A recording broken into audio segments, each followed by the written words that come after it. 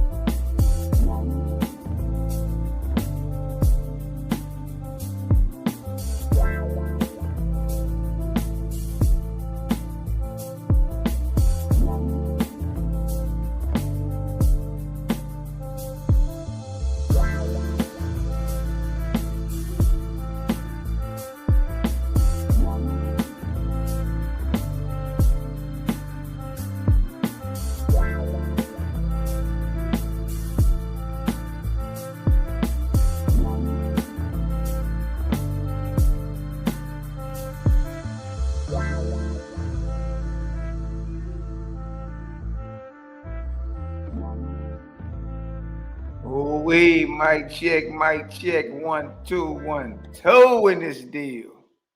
Man, it's going down, man. All praises to the creator, the God maker, that always was, is, and never shall be. The mighty and great spirit, the mighty and great I am, whose magnitude is incomprehensible and whose presence is everywhere or everywhere. It's your little brother Malaki Macabee. I see the title, Open Chop Session. The gods are falling and their slaves are scrambling. Man, make sure y'all stay tuned. Easy money, though. Easy money. Let's cook.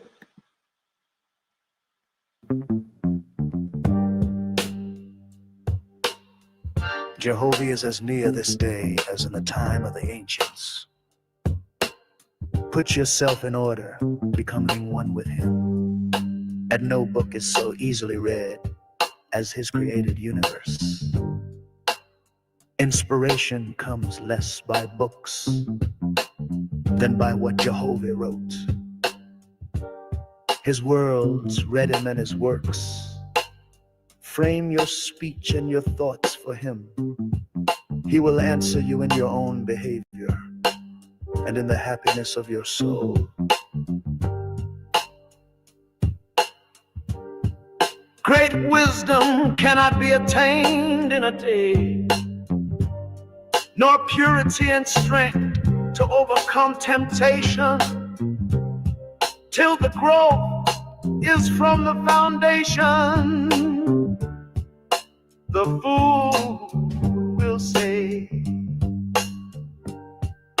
The sacred books are no more than man of his own knowledge could write. Yet he has not wisely imitated the power of the words of your God. Let him do this well, and behold, he will also declare my words are from me.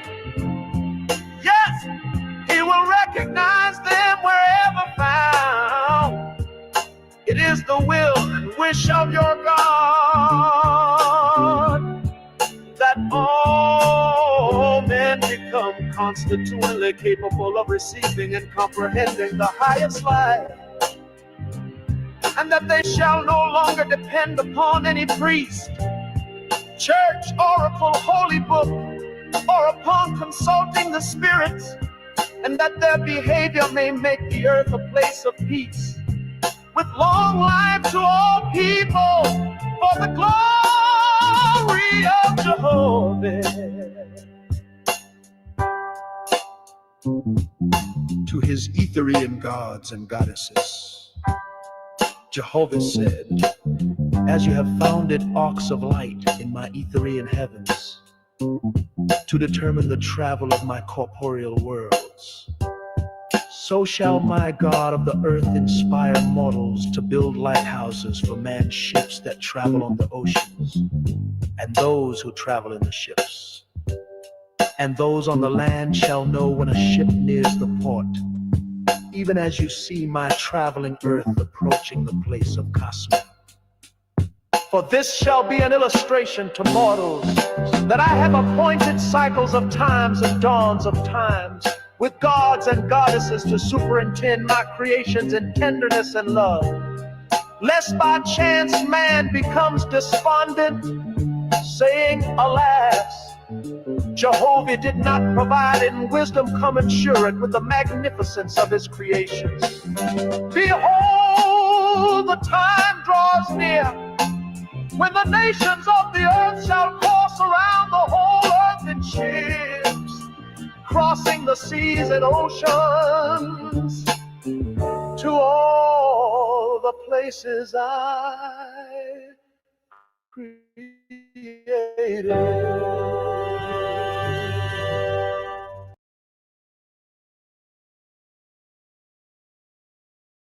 Some Corporeans, mortals, who belong not to the society. Verse 6. Now it came to pass in course of time that some Corporeans, mortals, who belong not to the societies of faithers of any of the tribes of Jehovah's chosen, became believers in the all-person, and that to live by the all-highest law, and that to live by the all-highest light was the fulfillment of the divine law. And they joined not the faithers, nor followed the rites and ceremonies. Verse 7.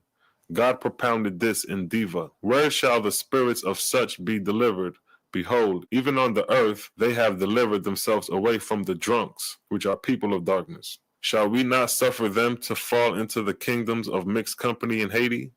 Verse 8. Upon this the Diva decreed, a separate kingdom shall be prepared for them that believe, who have lived isolate, and who know not the rites and ceremonies. This was the fourth section of divine law.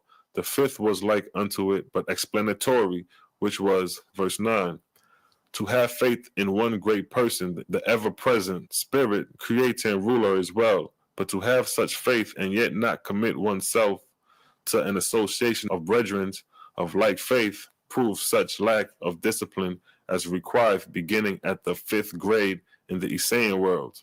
Verse 10, the 6th section of divine laws provided the name for the kingdom of them that profess faith in the great Spirit, Jehovah, but are without practice, shall be called Medi, and its place shall be in the first removal from the earth. So here the name for the place of the spirits of those who believe in the Creator, but follow no rites and ceremonies, and are without association, is called Medi, the first removal from the earth, which is within the first heaven. So after death, this is the place prepared for those who believe in the Creator without practice of the rites and ceremonies. Now, Book of Wars of Jehovah, chapter 4, verse 1 through 19, it states, Jehovah spoke to God, saying, Because thou hast founded Medi, thou shalt make Medi laws, and thou shalt send thy surveyors down to Haiti and to the earth also, and they shall choose a heavenly place for thy new kingdom. And hither shalt thou go and create a plateau and a holy place and a capital and provide a throne for it. Verse 2, When thou hast completed thy work, thou shalt call to the throne a sub-God, who shall rule in thy place with wisdom and power and love in my name. Verse 3, But since many of my chosen forgot me and so apostate themselves, thy sub-God shall also receive their spirits, and his kingdom shall be their kingdom till they are purged of their sins. Verse 4, God spoke in the council of Creoshava, relating what Jehovah had said to him, and the council then ratified the commandments of Jehovah. And there was selected one, a Ching Li, and made sub-God of Medi, with the title Anuba, signifying meditator and judge of grades. So here the angel, a Chung Li, that was chosen to uphold this new heavenly kingdom designed for the spirits who believed without practice, was given the title Anuba, signifying meditator and judge of the grades, because his duty was to judge the grades of angels within his heavenly kingdom. And when they have reached above the 5th grade, they can rise to the next higher kingdom, to the next higher heaven. But no one could pass without going through Anuba. Verse 5, God said, Anuba shall have a badge and a pair of scales. With my own hands will I invest him. And accordingly, the place, the kingdom, the person, and the badge of office were duly established by God under the commandment of Jehovah through his kingdom of Creoshava. And the term of office was made to correspond with God's and his Lord's. Verse 6, Thus was put upon the throne in the heavenly place Medi, Anuba, who had been a Chung Li, an angel of 1,000 years in the colleges of Jehovah, most wise and full of love and industrious withal. Verse 7, And Jehovah spoke to God, saying, From this time forth my colleges shall be in Creoshava. From this time forth my schools and primary shall be in the kingdoms of my lords. The Diva afterward made this another section of the divine law. Verse 8, So God and his lords removed all his colleges and places of great learning to Creoshava, but the schools and primary educations were left in the dominions of the lords, their heavenly places. Verse 9, Now during the dawn of Dan, 4 Etherian gods had sojourned on the earth, walking with 4 mortals, namely with Po of Japheth or China, Abram of Arabenia, Brahma of India, and Iwata of North Gautama, which is North America. And the 4 gods preached through these 4 men, explaining Jehovah and his kingdoms. And the angels of Jehovah inspired many followers unto them. For 4 years these gods dwelt on earth, and then ascended into the upper regions. Verse 10, Jehovah spoke to God concerning the matter, saying, For 4 years I bestowed my light in person on the corporeal earth, and then I departed. For it is well that men and angels learn to be self-rising. For which reason I left 4 substitute lords of heaven on the earth, with my 4 peoples whom I delivered. And I commanded these my substitute to abide upon the earth for 40 years, in order to indulge my chosen in a surety in my creation founded in corpor. Verse 11, Provide thou unto them, for my substitutes are Etherians, and thou shalt have their places filled by atmospherians from the highest grades. Verse 12, The Diva then made a section of divine laws providing for the 4 who stood highest in the grades in Creoshava, to take the places to dwell with the faithists in the names of the Great Spirit. And the names given were to Japheth or China, Tian, to Arabenia, Jehovah, or at that time Yahweh, to India, or Mazd, to Gautama, or North America, Egoquim, according to the languages and to the capability of mortals to pronounce words. So here the Creator gives his name in the 4 countries according to the language of the people. Verse 13, the Diva then made another section of divine law, which was the title to be given to the 4 angels thus provided to bestow the voice of Jehovah on mortals. And the title was O Yara. This is O, the high heavens, and Y, going to, and Ra, the earth. So it's interpreted as the high heavens going to earth, like the term Anunnaki, those who from heaven came down. Verse 14, the 12th section of the divine law provided that each Oyera should have 10,000 attendants, angels from above the 80th grade, from the colleges of Creoshava, and their attendants were to sojourn on earth with the faithists as inspiring spirits and protectors. Verse 15, the 13th section of the divine law made the terms of office for the Oyera, 11 years each, and the same for their attendants. Verse 16, the 14th section of divine law explained the duties of the Oyera and their attendants, which were that the Oyera should reside with the chief rabbi or high priest and be his inspirer, being with him day and night, and by virtue of his presence make the chief rabbi know the voice of the All-Highest, and the attendants first in rank were to dwell in the same way with the ordinary rabbi, and for the same purpose. And the other attendants were to dwell with the multitude in like manner, and for the same purpose. And each Oyera was to have a heavenly place in the mortal temple, where he could meet his attendants and counsel in reference to the faithists and their affairs. So here is a perfect example of the duty of the lords amongst human affairs.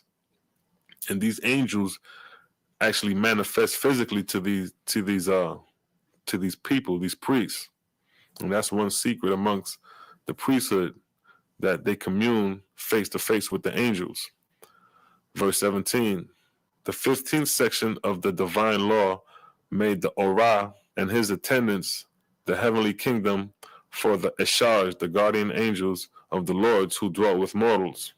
Verse 18, the 16th divine law provided for the Ora to increase the number of his attendants according to the increase of the number of faithists in each of the 4 divisions of the earth. Verse 19, such then were the chief of the divine laws made in heaven in the cycle of Sipin Amaj during the first 200 years, and all the kingdoms of Atmospheria were established and officered, and all the people in these heavens became organic as soon as passing the Isaean age, or the age of the new birth spirit. Nor was there any dissatisfaction amongst any of the gods or lords or other officers or any of the colleges or hospitals, and never since the foundation of the world had there been such prosperity in the resurrections of the inhabitants of heaven. So here it shows how the heavenly order was set up within the first 200 years of the 23rd arc cycle, and that all the angels was content with the new heavenly order, and prosperity reigned in the heavens and on the earth for the first 200 years. And on earth, this would have been the time of the Nakada people, or the Nakada culture in Kemet, and the Uraka period in Sumer. And with that, I'd like to say peace and blessings, and catch you on the next documentary called The Rites and Ceremonies of Anuba. Shalom.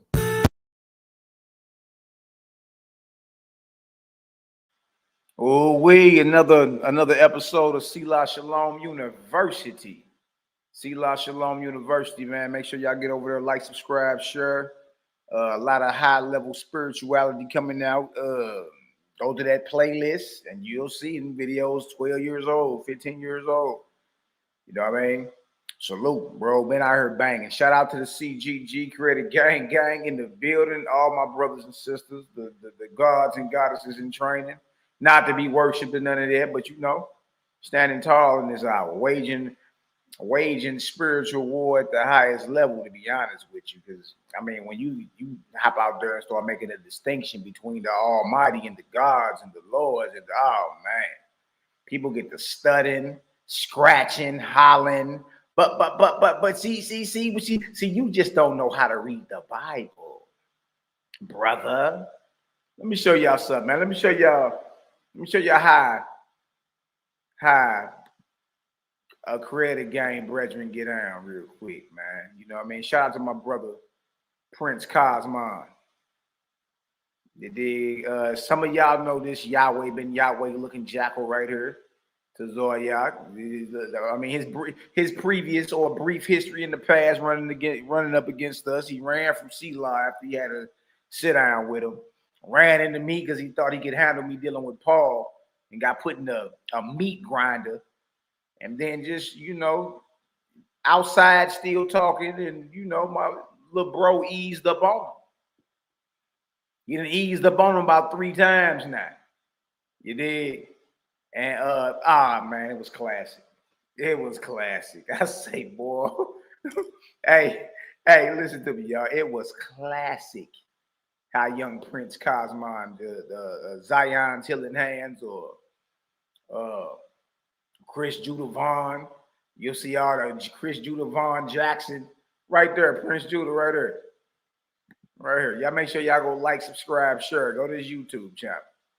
Man, this young brother eased up on this boy to Zoyak with this ISUPK, you know what I mean, emblem across his chest, and just made him look like a mental midget, man.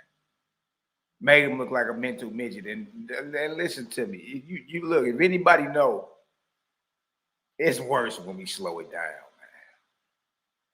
man. It get worse. I'm way worse. It get ugly when we slow you down. So let's check out our brother real quick. You dig? This is I don't know if this is a day old, maybe 2 at the most. All right, this is our brother calling in. I guess this was a TikTok or something to Zoyak. I don't know the inward mechanics of it. But our young brother that's in the chat right now, Prince Judah Vaughn, you know what I mean? Young shooter. And I be telling y'all, we got snipers on the roof. Don't be thinking it's just a fancy soliloquy. My little brother been invading all platforms lately. And watch how easy he just unarmed this Negro, man. This was classic, bro. Salute. I'm proud of you. Watch this right here. Now I get that off my screen. Let's hit play. Going up a little taste. What's up? Yeah, so I was saying for my last conversation, we was talking about the characteristics of a false god. Oh, so you see how bro ease up on him? See, that's how you ease up on him. You know what I mean? That's how you ease up on him. Yeah, last time we was talking about the characteristics of a false god. Don't even let him off the map with it. That's what we talking about over here. The characteristics of a false god. Oh, wait, look at him hit already. Look how he's looking down and to the left. Or maybe because the camera flipped this to the right. However the optics, however you take the optics, he hit. They have no response for none of this. When you start bringing up the deity and the God and how the God that you've been, devoted to, man, and, praying to in your prayer breath may not be the creator, the God maker. And if it's not the creator, then guess what? By default, it makes it a creation. Wait. So bro, ease up on him. Ease right up on him. And look, y'all, this is supposed to be the best they got in the Israelite community right here. I know there's others who would argue, but listen to me. There's no getting around it. See, all we gotta do is stick to our guns. There's no getting around the characteristics of the Almighty versus the deity. Either who you calling God, who we saying creator, is Almighty or he ain't. Almighty or omnipotent, all powerful, simply means what? Possessing one in possession of all power and authority. So there ain't nothing he can't do. So when we read anything, anywhere, I don't care if it's the newspaper, the Bible, the Quran, the OWASP, wherever you read it at, if it waters his character down like he's not all powerful, like, oh, he can do all things except this right here, meaning he could deliver the children of Israel and chase all their enemies out. Oh, but except for those Canaanites right there. Oh, why, Malachi? Because they had chariots of iron. Well, that would mean that who you call him the Lord or Yahweh or God or El ain't all powerful if he can't even subdue his own creation? Make it make sense. See, so all we saying is be more critical in your examination of the text. Be more critical about who you praying to in your prayer breath, boy, because the God's out here hunting souls. That's a God's duty to get your soul. Either it's a true God or a false God. The true God's duty is to inspire you to rise higher by doing good and righteous works done unto one another. So you can be where he at one day and continue to raise up and do what he doing for you, do for mortals behind you. The false God gonna tell you bow, you stand before your maker. And you're gonna get your kneecaps dusty and get the kneecaps gonna get the slapping. You're gonna say, sir, yes, sir. You're gonna bow, and that's and trip off this. That's a man, a one-time mortal you just bowed to. So shout out to the young brother Prince, man, because look, this is the best they got in the Israelite community, supposedly. And I already know it's easy work because he done skipped across my plate one time. I told him I've been set a bird trap for you. Yeah, fool. Watch this right here. Watch this, y'all. Prince bring up the false god to Zaryat look down and to the left. Right. One of the characteristics that I was saying was, look at him shaking his head. He ain't got nothing for it. As y'all gonna see, Zaryat ain't got nothing for the bruh. Nothing. Look. That number one, if any God, Lord or Savior asks you for blood sacrifice. Yeah, this nigga love keep calling us. You heard what he said? He ain't got nothing for it. This nigga love to keep calling and stuff. But boy, bruh saying it's valid. If any Lord God deity is asking for blood sacrifice. See? You see, boy, you can move the goalposts and wing your ass and tap dance like Gregory Hines, your ancestor, boy, but you can't get that off with CGG at all. At all. See, that what you just did was trying to, take the attention off of, boy, it's some heat. It's some heat coming up off that couch over there, boy. It's some heat coming over them airways that I ain't prepared for. Yeah, boy, that stomach boiling. Boy, you probably let off a couple SBDs, silent but deadly. He's got the farting over there. Yeah. Yeah. Watch this.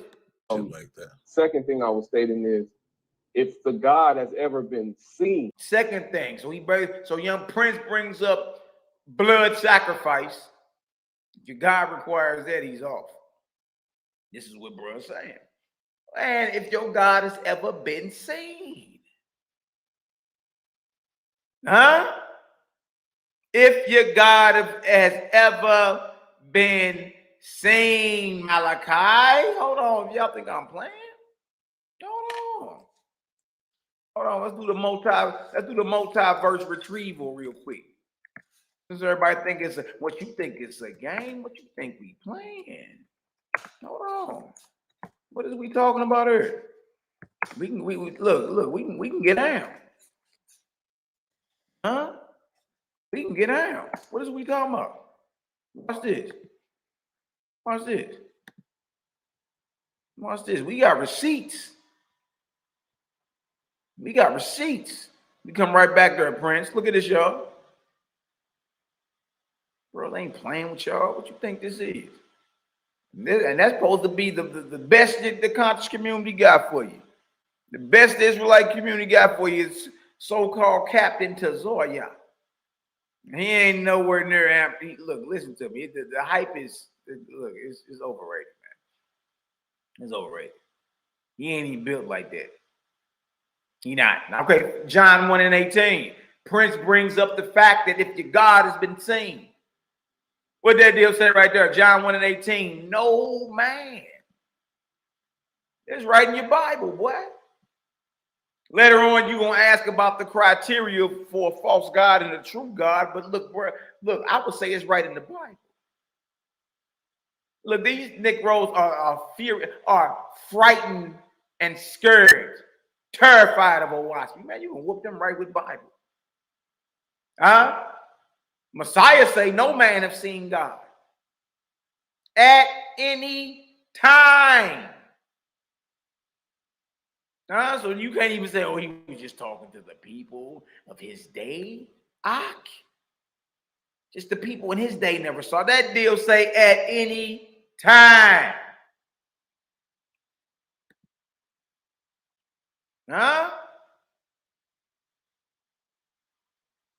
What else are we even talking about?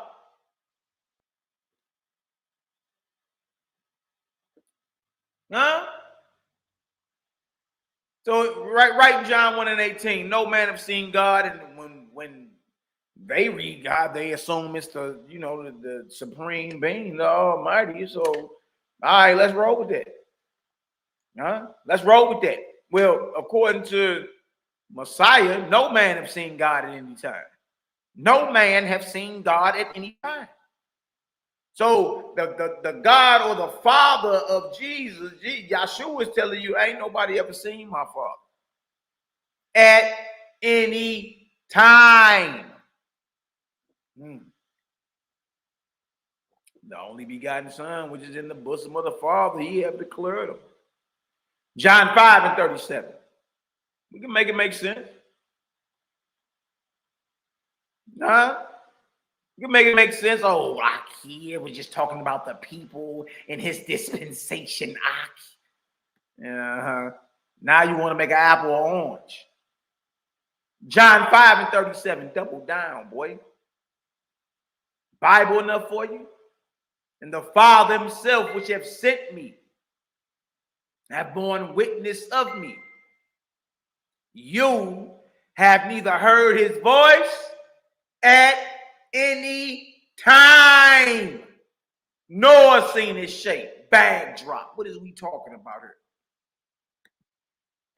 here? He go on to say, you ain't even heard his voice at any time, nor seen his shape. Ain't got no form or figure. We in Bible. We swim over here too. We justified in Bible before we go pick up anything else. Look, you got a problem in Bible. For any Christian, any Israelite, any Muslim, you got a problem in your own spiritual. Any Commission, you got a problem in your own spiritual text before you come barking up this tree. You already compromised. You already got a problem. Because all we got to do is go back to these stories of old, and show, well, hold on. Moses saw the backside of him, his parts. Jacob said he saw God face to face after he wrestled with him and won the wrestling match. And Abraham even saw him and ate with him and ate some oxtails and oxtails, rice, and liver. I'm just throwing the liver in there, but you understand what I'm saying. See, if ain't nobody ever seen him at any time, then we got a problem with the stories that said nigga saw him. Yeah, let it sink in. 1 John 4:12. No man have seen God at any time. At any time. If we love one another, God dwelleth in us, and his love is perfected in us. So look, if y'all got some understanding that writing the Bible, it straight tell you that look, Yahshua, HaMashiach, or the Messiah, when speaking of his Father, boldly declared ain't nobody ever saw him at any time. If y'all understand that, please drop a 3,000 in the chat for the Archcycle Cosmon, man. We cooking. So let's get on back to our brother Young Prince. Because Young Prince told to Zaryak, if you did, he requires blood sacrifice, buddy. And if he been seen, that's a false god.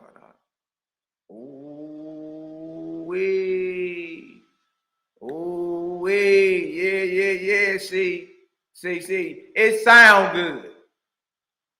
See, you can't get that off with us. We know Bible. We Israelites like you. What is you talking about? Well, no, not like you, but you know what I mean? Israelite for life is what it is. We just addressing the behavior of the deity, the God, and the behavior of you mumble mouth misfortunes. Yeah. And we ain't watering the credit down for nobody. No matter who get mad. Huh? Now look, watch this. Let's get back to this. So Prince, wait to, walk down on him. Watch this. Right? And ask for prayer or praise, it's false. Because of the fact that the creator of all is unseen yet ever present and all knowing and all powerful. But what's the criteria that you're talking about? Where is it coming from? Y'all, listen to me. He ain't got nothing for that. Instead of, look at him. Instead of agreeing with Prince, he want to know, boy, where is you getting that from? I'm gonna roll some of these fruities, He over there like, where is you getting this from? Hold on. He ain't said nothing wrong. Your deity requires blood sacrifice. Your deity has been seen, wrestled with, beat up, backside out. He ain't lying. And so instead of saying, yeah, okay, those are obvious character flaws. I mean, hell, I wouldn't be in no hospital gown doctor. I wouldn't be outside where anybody could see my rectum from the back. You over there asking where's the criteria coming from? When we just read to you in the Holy Bible. That's the name of it. The title of it is the Holy Bible. We just read to you from the Holy Bible that ain't nobody ever seen God at any time, nor heard his voice at any time, nor seen his shape. So that means any story that says otherwise is false. I mean, some of these fruities over here, boy. I ain't trying to be a bad influence on y'all, but I'm over here some of these purple fruities. Hey. But yeah, you know what I mean? So anything written against that is false. So listen to me, y'all. You ain't got to bring a waspy up. Look, they already are in a conundrum in Bible. Where the curriculum at? Right in the Bible, you over there clutching with reverence, boy. You mean what's the criteria? Did we not just read from the Holy Bible that no man has seen God at any time, heard his voice, nor seen his shape? If we just read that, y'all drop a 4,000 in the chat, because that's where it's coming from. That's where it's coming from. Talking about some words. What is the criteria? Boy, deal with it. Deal with it. Don't know where it's coming from. Right out the Holy Bible, boy. That's where it's coming from. Oh, wait. You ain't got the spiritual fortitude or the testicular fortitude to let them drag and say, yeah, man, I'm done calling apples oranges, man, because they're not. Watch this. The criteria of the false god. Who's creating that criteria? I'm creating it. Okay. And then the part where you say ever present, where you're reading but it's that. also found. Ever present means omnipresent, meaning fills all space and place at the same time. Boy, what is wrong with you? Who would disagree with that?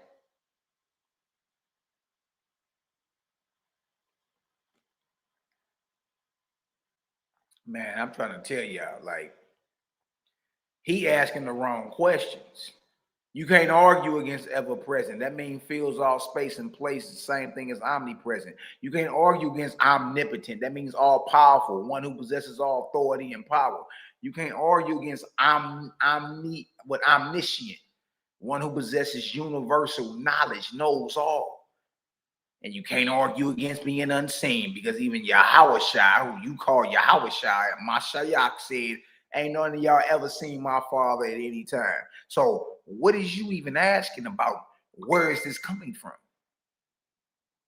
And this shows us y'all in kindergarten dealing with Bible. Y'all in kindergarten dealing with these spiritual matters, boy. You looking like a whole clown out here. You looking like a whole clown out here. Watch this. The other texts as well. In what text? In the Bible? Yes. It's alluded to in the Bible, but in the Bible it doesn't tell you the difference between So God and the Creator. So where does it tell you that? Yeah, but look, Prince, next time don't even let him take you off none of that. Man, look, I'm not here to even let you know none of that. Prove what I said wrong. Prove that God, or who you call God, ain't ever present or omnipresent with Bible. Prove he ain't. Yeah, don't even look, we not talking about where I'm getting this from. I'm stating an obvious fact here. Yeah, it's all good though, Prince. Look, salute, bro. Salute. OSP, in the OSP, it differentiates You between said in God the and the OSP? Creator. Yeah, the That's OSP Bible. That's one text. So he hung up on Prince, right? He hung up on Prince. I double down. Another one. Hold on. That ain't it. I ain't double down. All right, now look, watch this right here. Watch this right here. Caller, what's your name? Where you calling from? He's a coward. He ain't dealing with that no more. Now watch this right here, y'all. Now, in a previous conversation Prince had with him, Prince took him. Prince was like, look, Abraham saw him. Moses saw his hindquarters. Jacob wrestled with him. He said, what do you mean? So you saying Abraham saw the Most High? Nigga never start harmonizing, right? The Most High? He like, yeah. You know, he said, yeah, God. Because that's what y'all call him, God. He was like, where? See, so Zoryak is real good with moving the goalposts. When you got that heat on him, he like to move the goalposts. So Prince takes him to Genesis 18:1. And they just read it. Well, Zoryak reads it, right? And it rocked him so hard, he didn't even realize he just cut himself. He asked, where did Abraham see the Most High? Oh, genius. Genesis 18:1. And the Lord, who was the Lord? The Lord. The Lord. The Lord appeared. Who was the Lord? Huh? Well, walk you down with this thing, boy. Who is the Lord? Hold on. Let's get some understanding. Strong's H 3068. Yehovah. Yehovah. Jehovah or Yehovah or Yahweh.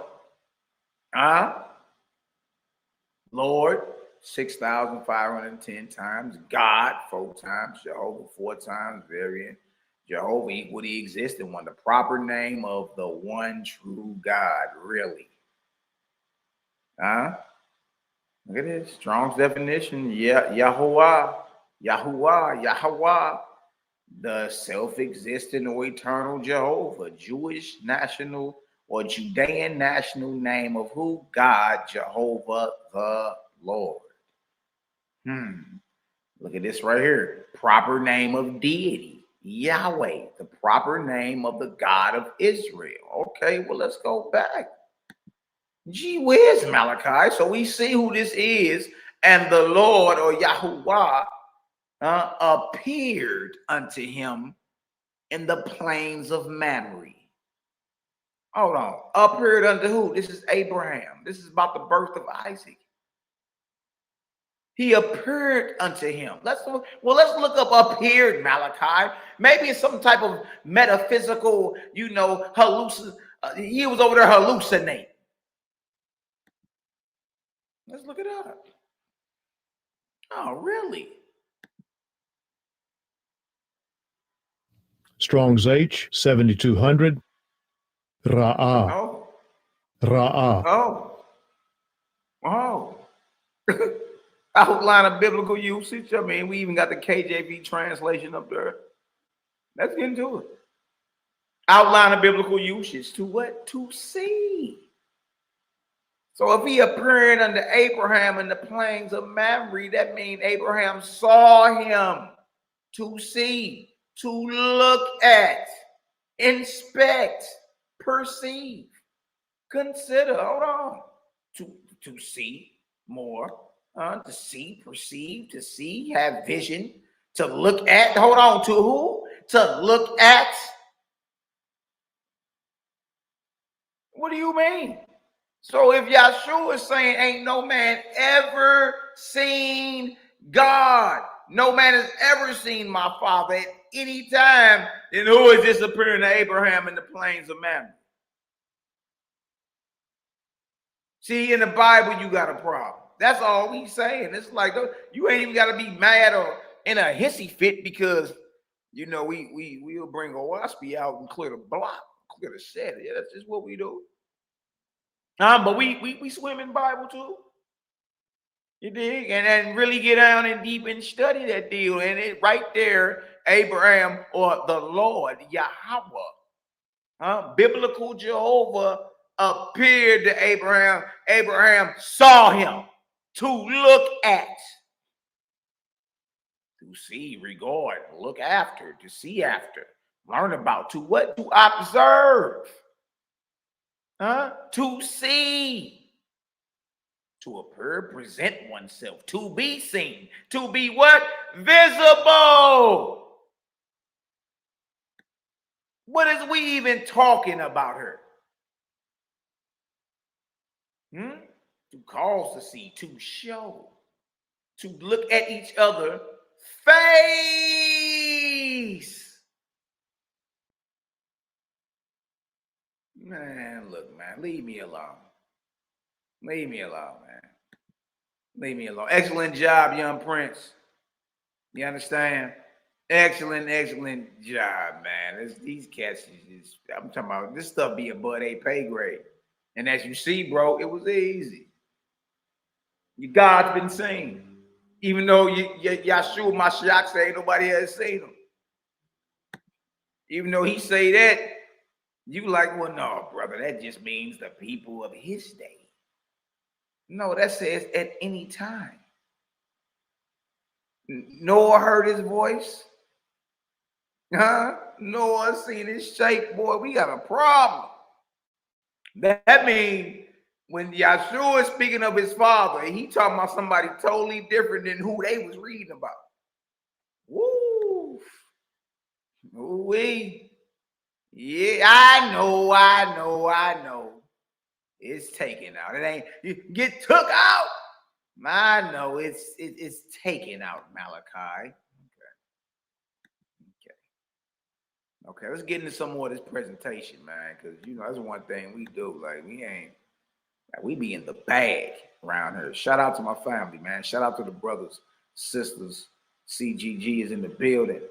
The gods and goddesses in training, man. Like, you know, a lot of this stuff be above a pay grade, man. This stuff be above your pay grade. Yeah. Hold on. That ain't what I'm looking for. Bing. Uh-oh. And if the sister Kizzy is listening, tell her I got her. I ain't forgot her. All right. We're going to go ahead and go over this document real quick. Hold on. Let me pull this up. Okay, right there. Shout out to everybody in the chat. Shout out to the haters, jaw jackers, and naysayers. Shout out to the haters, jaw jackers, and naysayers. Yeah. We love y'all too, man. CGG is still cooking. And this is what my brother was basically, you know, explaining to Zoryat. But his feeble mind just couldn't comprehend. So let's go over briefly what we just did a couple of days ago. All right. Let's go over briefly what this is all about. And then we're going to get down into it. All right. And this is what basically my young brother Prince was trying to holler to Zoryat about. Bro, look, there's nothing more important than understanding the character of who you call the Almighty. You need to understand that. Y'all, we tell y'all false gods out here, you know what I mean? Pump faking. They out here pump faking. You dig? They out here pump faking. So, and when I say pump faking, I'm talking about it's a battle for your soul. It's a battle for your soul. So you can further augment these jokers' kingdoms when you cross over. So you can be a slave worming on your belly. Hold on, let me pull it, make sure I got the chat pulled up. So, and once again, man, look, I can't salute the work the brothers and sisters do behind the scenes. I ain't on the scenes enough, man. I just, I can't. I mean, I search far and wide, near and deep. I don't see it. I don't see, you dig, I don't see no higher light than what CGG is bringing out in this hour, man. That ain't being biased. That's just being truthful. You know what I mean? I don't see it. I don't see it. It don't even really have any substance to it. You know what I mean? And it's like there ain't even nobody like telling you to watch out. Like, look, where you headed, we all gotta go. You dig? Pay attention. Pay attention. You dig? So yeah, man, I don't see it. But it's all good though. We all gonna be there one day. That's the beautiful thing about what we talking about over here. You ain't condemned forever. It's like, you know what I mean? No one's beyond redemption. You always gonna have a time and a chance to get yourself together. It's just whatever hole you dig for yourself, you got to climb out of it, man. You know what I mean? Gotta climb out of that. You responsible. It's one thing a lot of our people don't like, man. They don't like, being accountable. And responsible. You free, man, slave, right? A real man or a free man got to pull himself up by the bootstraps and then make something crack. All right, so this is what our brother Prince was talking to the Zoyak about. And once again, young Prince, bro, excellent sword session. Excellent sword session. So he was talking to him about the character. What is the character of the creator? Is your God an idol? Is your God an idol? Shout out to my brother Cosmo Cal TV in the chat, man. Y'all make sure y'all go like, subscribe, share. You know what I mean? We in the building. Now look, so is your God an idol? That's a very, very important question. And when it's time to do spiritual inventory, you really need to be asking these type of things. How do you know your God ain't an idol? The one you call God, because everyone assumes who they call God is the supreme being, you know what I mean? The Almighty. Everyone assumes this. How do you know yours ain't an idol? Do you even know what an idol is? You dig? You start having these conversations with folk, man, they be like, hold on. Some people get scared. Some people be intrigued. Like, oh, okay. Oh, okay. Now watch this right here. Omnipotent, right? Omnipotent, and right out the Merriam-Webster's, one who has unlimited power or authority, one who is omnipotent or omnipotent, all powerful. Like, so if the one you identify as God or who we call creator is all powerful, drop a 12,000 in the chat. If who we call the creator, who the world ignorantly calls God, if that one you identify with and pray to is all powerful, drop a 12,000 in the chat. These things are very, very important. Out of Webster's Merriam again, omniscient. What does that mean? Possessed of universal or complete knowledge. Knows all. If the one you identify as God, but we say creator, knows everything, knows all. There ain't no of that time and hour, know of no man, not no angels in heaven, not the Son, but only the Father knows. Well, that would mean the Son don't have all the knowledge. Or when they was asking him, grant my sons the power and authority to sit on your throne with you. He's like, that ain't mine to give. Or sit at my right hand. Sit at your right hand. He said to sit at my right hand ain't mine to give. That means he ain't all powerful. You see? If you are praying to it in your prayer breath, it better be all powerful and it better know everything. All right. So if the one you call creator God is omniscient, drop a 13,000 in the chat. Let's keep going. What about omnipresent? Because all y'all can even know what that was when Prince hit him with that. Where's the criteria coming from? Boy, we can go right in Bible and show you this. You got a problem in Bible before we ever get to where we at. Now we just deal with y'all in Bible from here on out. Y'all are frightened and terrified of a wasp. The Nazarene literature, the Essene literature. Y'all are terrified of anything that has a higher frequency vibration of light than what you used to. Terrified. Huh? Omnipresent. Right out of Webster's again. Present in all places at all times. Present in all places at all times. That means right now, wherever you at, the Creator is present. Huh? Wherever you at, the Creator is present. You see that? What is we even talking about here? The one you call God, who we call Creator, fills all space and place, even right now. Meaning life is life, and because the Creator's presence is there. Drop a 14,000 in the chat, man. So we ain't saying nothing wrong.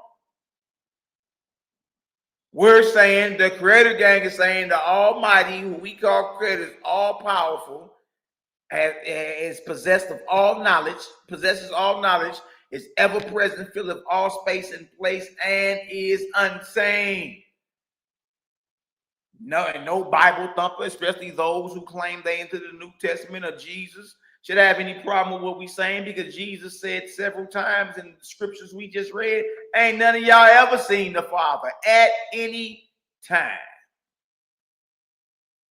No, we. Did I say something wrong? I must have said something wrong, man. Dang, we already read them right there. You know what I mean? Now look what I said right here. We read these right here. No man have seen God at any time. John 5:37. Ye have neither heard his voice at any time, nor seen his shape at any time. Huh? Everyone, if not the majority in the live chat, agree with each other and with what the Messiah taught 2,000 years ago, the unseen, ever-present God. If any time during this presentation, your spirit is in disagreement with what you already agreed upon, do some spiritual inventory. Why would you take offense if your spirit is in agreement? There's only one reason you would be offended at what you agree about. That is, deep down, you've been compromised. The spirit you've been entertaining this whole time is actually in opposition to the omnipotent, omniscient, omnipresent, and invisible Creator. Let's get busy. Oh, wait. Oh, wait.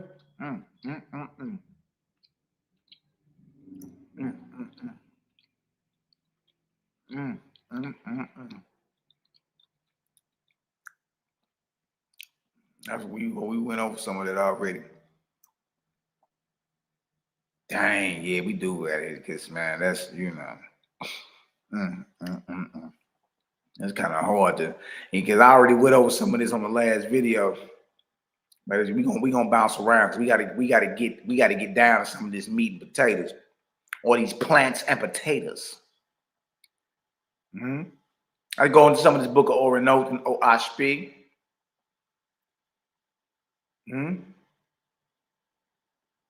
Right here, chapter 1.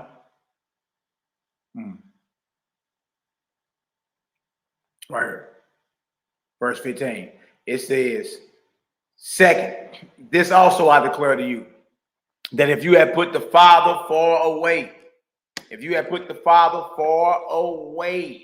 saying such as there is a divine law or there is a natural law, this shows you do not comprehend the living presence of the Creator, but profane him.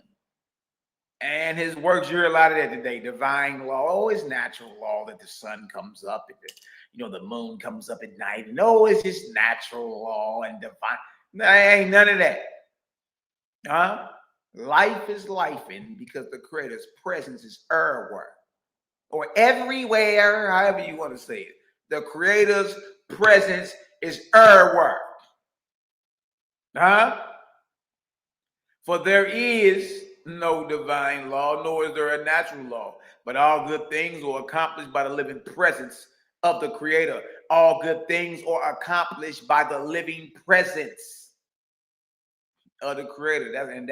That's what we, as the Creator gang, our brothers and sisters, present to the world. We declare the living presence of the Creator everywhere. A lot of you brothers can't fathom that because you still stuck that he is sitting in space somewhere on a chair, localized, and not filleth all space and place. Wherever you at right now, the Creator's presence is there. But all good things are accomplished by the living presence of the Creator. Things commonly called evil being done by striving to go against them. What is evil is a product of those that fight to go against the Creator's program and agenda. That's where evil comes from. Evil angels, false gods, false lords, those who have striven to go against their maker. Third, that Jehovah or the Creator has not finished his creations and retired from his works, that where you have said he tired or he rested from his works, you have let yourselves fall. You have let yourselves fall through errors of language into profanation or profaning the Almighty. Yeah, because really what you're saying is your deity get tired. He yawns. He gets stiff when he lay down. He got to take a Geritol nap. He getting long in the tooth. Your deity got on his long drawers, tube socks. What the hell are we really talking about here? Are we talking about the Almighty or not? You mean he rested from his works? They say, man, the errors of language, you done failed through. You're profaning the Almighty talking like that, man. Oh, yeah, you know that. That ain't why you keep the Shabbat. The Shabbat been kept for thousands of years, even before Israelites. You dig? Here you go thinking that, that's why, because the Creator rested, so we gonna rest. Come on, man. The Creator ain't never stopped creating.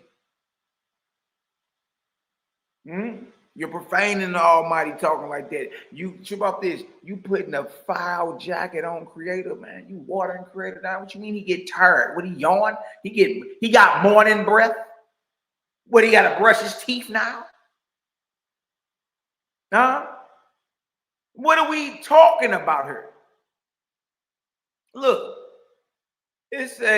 for he is also master over all weariness, and is his own everlasting rest and unrest beyond the comprehension of mortals and angels. Bag drop, boy. You can't even comprehend that, man. He's master over all weariness. He don't get sleepy and tired. Got to put on his long drawers.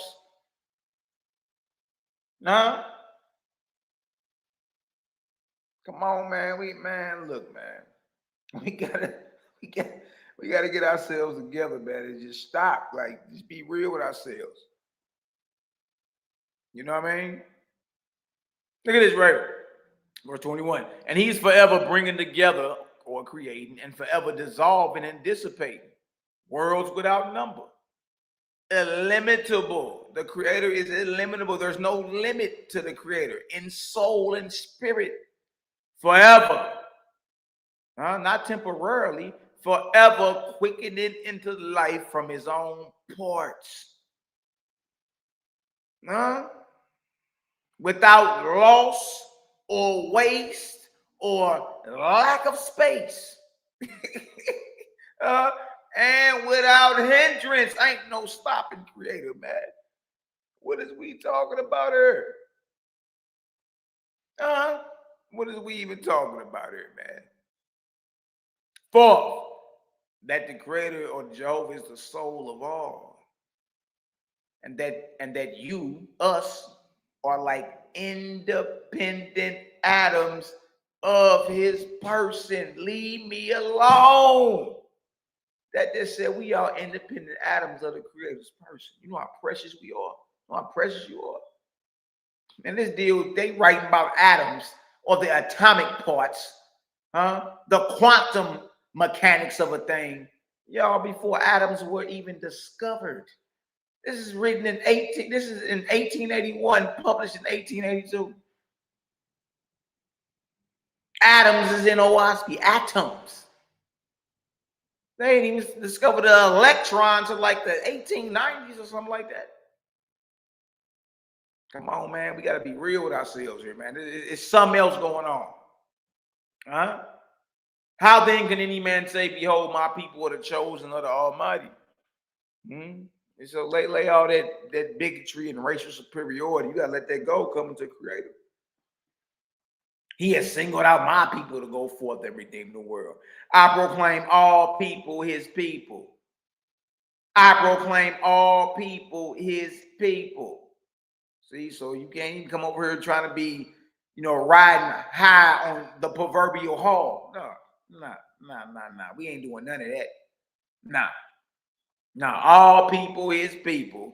And I say also, go forth and redeem the world.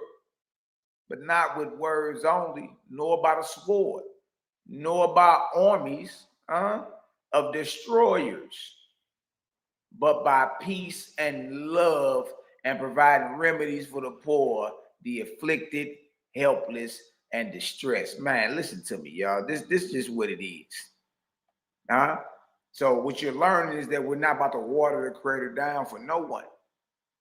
No one. You don't like it, that's just what it is. You got to deal with that. You got to deal with the fact that you're willing to water down your maker for the sake of a few claps and being accepted by somebody.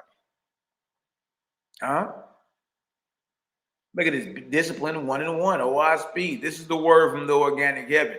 Hear the words of your God, oh man. I am your brother. I am your brother, risen from mortality to a holy place in heaven. Prophet in my wisdom and be admonished by my love. So God is your brother, not the Father. Not the Father. Notice he's saying, I'm a one-time man. I'm risen from mortality. Look at this. For as I am your elder brother, so shall it be with you, to rise also in time to come, and look back to mortals, and call them to the exalted heavens or the Almighty. That's powerful. To Jehovah, to the Creator. This is God talking. God say to the Creator all adoration and glory forever. So be it, or amen, or amen, however you want to say it. Notice that God gives all adoration and glory always to Creator. You'd be hard pressed to find another spiritual text where God gives praise to Creator. If you understand that what we are reading right now is God revealing who He is. He letting you know, I'm your brother. I give all praise to the Creator. If you understand that, drop a 7,000 in the chat. All life, motion, power, and things seen and unseen, or by and through Him. This is what God is telling you. It all cracked because the Creator is there. His presence is everywhere. So what God continued to tell you, neither is there an angel in heaven so high nor sufficiently wise to comprehend the Creator or Jehovah in His entirety, nor to see Him as you see your fellow man. You can't look at Creator like you look at me. Like you look yourself in the mirror in the morning with them bull nostrils and that morning breath that smell like the pits of hell. Nah. You can't look at creator like you look at a man. He's not in the form and figure of any of his creation. Oh, wait. Did I say something wrong? Huh?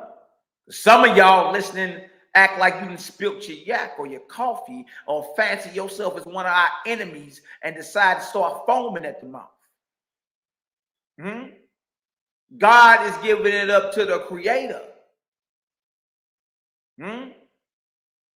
You can't see creators as you see your fellow man. But why, Malachi? For he is within all, beyond and overall, being ever present in all places. Ooh, being ever present in all places. Stop playing with creator. What?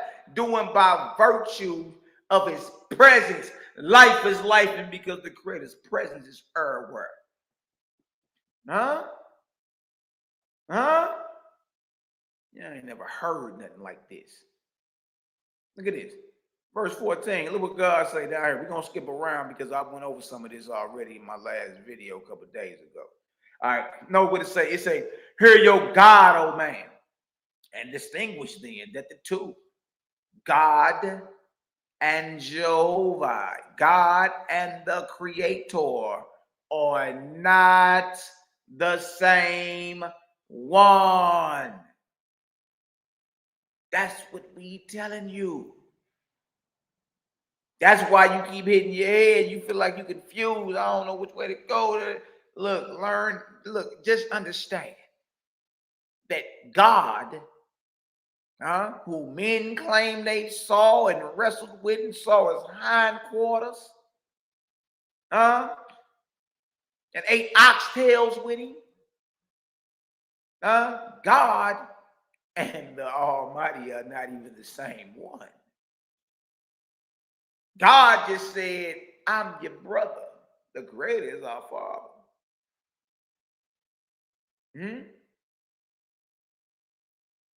God and Jehovah are not the same one, nor is your God more, nor is your God more than what you shall be in time to come. Don't you read? I've said you are all gods. And if he called them God to whom the word of God came, then scripture can't be broken, right? But don't watch me just clearing it up and telling you, look, God is who you become, not who you worship. If you understand that. Boy, text it in the chat, family. God is who you become. Nor is your God more than what you shall be in time to come. As a kingdom on earth, as a king, and the king is nevertheless a mortal. Boy is a man. So in like manner is the heavenly place of your God, a kingdom of angels, and the chief over them is God, an angel also. Good night, boy. We can end the stream now, to be honest with y'all. Turn some music on and get the hell about Dobbs play. But look, man, come on. But in Acts chapter 7, verse 37 through 38, verses 53 through 54, Stephen got stoned. And one of the main things he said to them was that, look, you received the 10 commandments, or what you call the Torah, from angels. So when you read written with the finger of God, it was an angel or a company of angels. It's just clearing it up. God is an angel too, man. God ain't the creator. He's an angel, a one-time man. So man, angel, and God is the same thing like water, ice, and vapor. Dang, is that simple, Malachi? Verse 20, therefore I'm like any other spirit of the dead, a one-time man upon the earth. Look what God tell you. This ain't Jehovah, the creator, talking. God is telling you, man, look, I'm like any other spirit of the dead, man. I came through the womb of a woman. I lived my life. You dig? I had my bumps and bruises, my ups and downs. I died, I crossed over, and I rose to this rank. And what I'm doing for you, you're going to be doing the mortals behind you. You know what I mean? What I am is what you become. God is just a magnified man. That's it, man. Therefore, I'm like any other spirit of the dead, a one-time man upon the earth, even as you are in this day, but one within the organic heavens of the earth. God declares to be a brother of man and reveals himself as a one-time man or an ancestor. God gives all praises and adoration to the creator, his maker. God reveals the difference between God himself and Jehovah, the ever-present creator. What is it? What is an idol, Malachi? Right out of Webster's Merriam. So what's an idol? Is your God an idol? An object of extreme devotion, a representation, an idol, or what? A false God. Do we see a false God right there? Is that in the dictionary, Malachi? That's in the dictionary. A likeness of something, an impostor, a fallacy, a false conception, a form or appearance visible. Wow. But without substance. Oh, really? Let's get into the Blue Letter Bible. We got Samel, likeness, figure, idol, image, statue, whatever represents the form of an object, either real or what? Imaginary. Phantoms of the mind. The image of, oh, hold on. We can't let you get back like that. Hold on. No. We can't let you get off on that one. No. That deal say, phantoms of the mind, the image of a heathen god, a what? A false god. More from OWASB, Book of Safad, Imha, Golden Chamber. Question came out, what is an idol? Answer, anything having form and figure that is what, y'all? Worshipped. Okay. In essence, hold on. In essence, shout out to the sister Essence. In essence, if it can or has been seen, and it is worship, then your deity is an idol, aka a false god. Good night, my brother Prince. Tried to tell the Zaryak like, hey,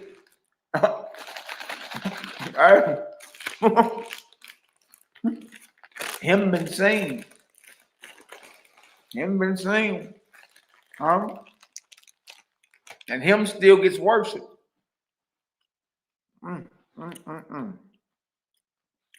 What is an image? Zalim, unused root, meaning to shade, a phantom, illusion, resemblance, hence a representative figure, especially an idol, image, right? So, dictionary, let's go to the Cambridge. What is an image? Look what it say down there. A picture in your mind. A picture in your mind or an idea of how someone or something is, the way that something or someone is thought of by other people. Look what it said out here. A mental picture or idea that forms in a reader's or listener's mind from the words that they read or hear. Really? This is something like what you would form in your mind if you read this about Jesus, right? Revelation 1:14, his head and his hairs were white like wool. That's white as snow. Remember, an idol was an image. And what is an image? A mental picture that forms in your mind based off what you heard or what you read. Well, we're reading this. You didn't heard before Jesus may be black, right? That's one of the verses they go to. His head and his hairs were white like wool, white as snow. And his eyes were as a flame of fire. Okay, so we got white woolly hair. We got the white of his eyes, red or as a flame of fire. And his feet like unto fine brass, as if they burned in the furnace. Brass is brown, and if you burn it, it gets even darker, right? And his voice is the sound of many waters. This is an image that forms in the reader's mind based off them either listening to the scripture or reading it. So this would make Revelation 1:14-15 about Jesus idolatry. This would make Jesus an idol. Why? Because he has form and figure, and he is worshipped to this day, especially amongst the Christians, as God Almighty, meaning the creator of all. Hmm? Hmm? See, real sons and daughters of the Creator don't get worship. They don't want your praise. They want you worshiping them. Hmm? They're here to call you to the exalted heavens of the Almighty. Let me check the chat out. Make sure y'all cool up in this deal, man. Shout out to the Bronze Yoga reporters in the building. Shout out to that's Misha, ain't it? Credit gang. Shout out to Misha. I see Key Live, my sister in the building. FGK Capone. All right, I see y'all, man. We in this deal. Burning the midnight oil. All right, so we see that, right? Look at some more. There's other images that form in your mind based off what you read or heard, which would make the deity an idol. Anything that has form and figure that is worship. You ask somebody in the earth, do they worship Jesus? They'll say, gee whiz, yes. Back from the Revelation 1:14 through 15. Anything that's form and figure that is worship is an idol. It's an image. The image is a form based off what you hear or read, right? No? Look what Daniel saw. I beheld the thrones were cast down. The Ancient of Days did sit, whose garment was white as snow, and the hair of his head like the pure wool. His throne was like the fiery flame, and his wheels as burning fire. A fiery stream issued and came forth before him. Millions ministered unto him, and tens of millions stood before him. Judgment was set and the books were open. This is something like what Daniel saw. The Ancient of Days, you would say, is who everybody calls the Most High, right? Isaiah 2. Let's go to Isaiah. Remember, Yahshua saying nobody ever seen my Father at any time, right? In the year that King Uzziah died, I saw also the Lord sitting upon a throne. And then jump down to verse 5. He say, for my eyes have seen the King, Yahweh of hosts. What? Sitting on the throne, right there. This is what Isaiah saw when King Uzziah, something similar to what he saw. Saw someone in the shape and form and figure of a man sitting on a throne. Revelation 4, same thing. All these pictures wouldn't be able to be drawn had not the description of the deity been in the Bible or the Holy Bible. Remember, an idol is a likeness or an image of devotion. An image is a mental picture or an idea that forms in the reader or listener's mind from the words that they read or hear. If you can see it and you worship it, then it is an idol or a false god. Good night, Malachi. What's next? So that's right there in the Bible. Let's get into the Commission deities and the gods. We ain't letting them off the hook either. The Osiris in the Judgment Hall of Ma'at is not Osiris in form and figure of a man sitting on a throne, and he's green in spandex or grave cloths. The green god in spandex. And then the crazy part about it, all these are deities too. I think this is Horus right here. This is Tahuti. Oh, these are gods. This is the Amit. This is the Anubi or Anubis right here. You know what I mean? And if this little joker right here, all the way to the left, if his heart, Anubis is weighing his heart, and the dog right here, this Amit, this crocodile monstrosity, crocodile head and dog body, he's looking over at Tahuti recording. If the man's heart down here is not light as a feather, guess what? This guy right here who just died gets ate by this crocodile monstrosity right here. If it is, he passes on over here. This is the same dude. That's over on the left. Is him right over here between Tahuti and Horus. And he passes on and comes before Osiris. Comes before Osiris to live forever and to roll around with him in his fields of reeds. But nonetheless, form and figure, the chief deity is Osiris in Kemet or Egypt. Yes, it is. And he's green. Ask any of these practitioners, why is your deity green? Oh, brother, vegetation. Your God is green. And he got on skinny jeans. But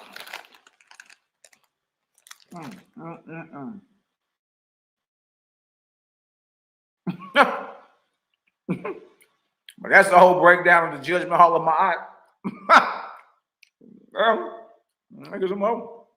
It was this slope-headed monstrosity right here. But this is L.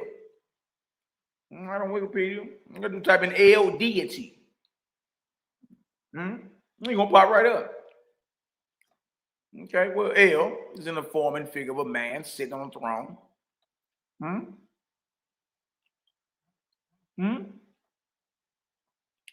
El is a Northwest Semitic word meaning God or deity, or referring as a proper name to any one of multiple major ancient Near Eastern deities. Although El gained different appearances and meanings in different languages over time, it continues to exist as Il or El and compound proper name phrases such as Ishmael, Israel, Samuel. It says Al or El, the supreme god of the ancient Canaanite religion. El was listed at the head of many pantheons and some Canaanite and Ugaritic sources. El played a role as father of the gods of who? Creation. The chief deity in Canaan is El. And he's supposed to be the pappy of gods. He's supposed to be the father of creation.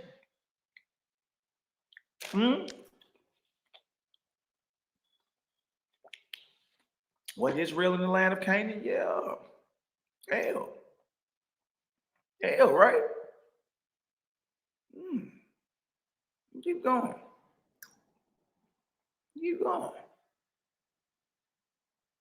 And we got documents and presentations for days, man. Look, eventually El's cult became central to the ethnogenesis of who? El's cult became central to the ethnogenesis.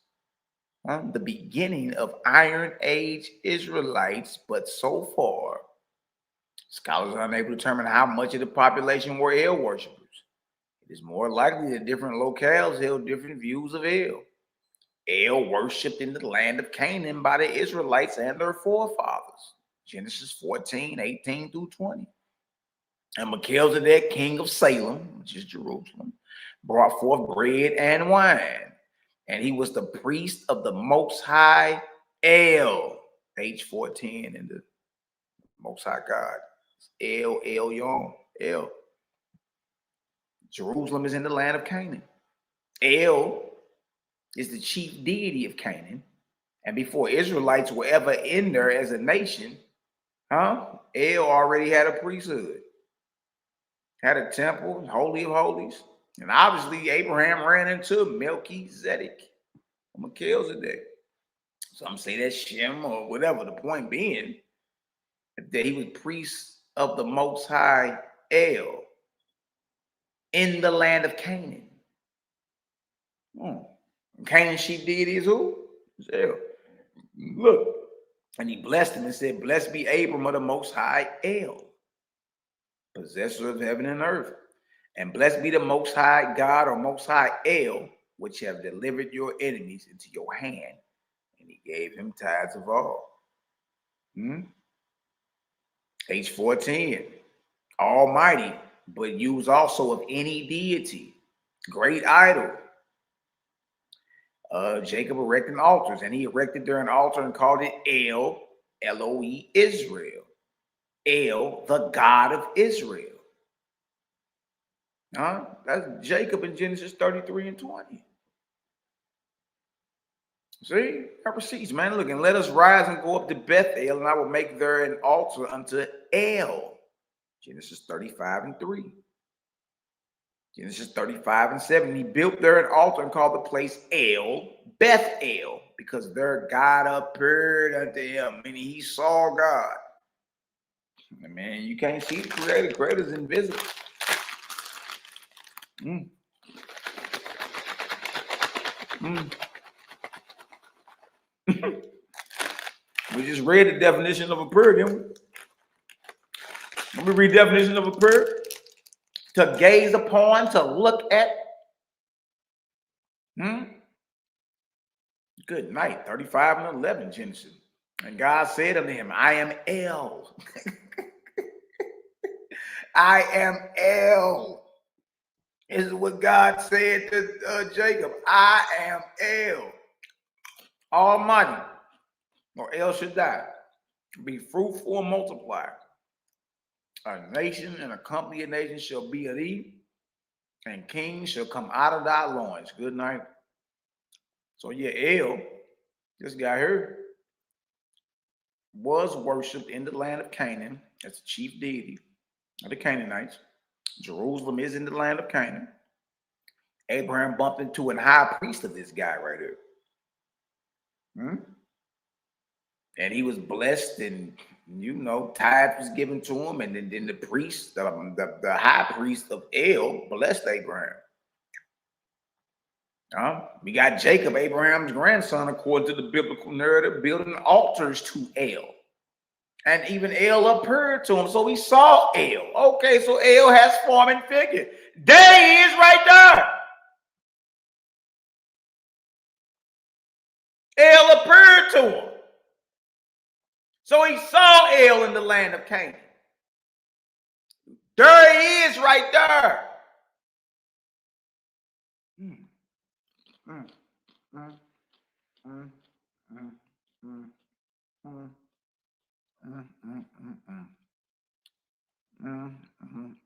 I know. What about Yahweh? Well, now we on the worship El, worship Yahweh. And there he is right there. There he is. See that?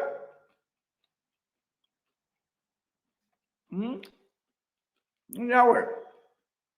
Right off Wikipedia. Man, look, this stuff on Wikipedia.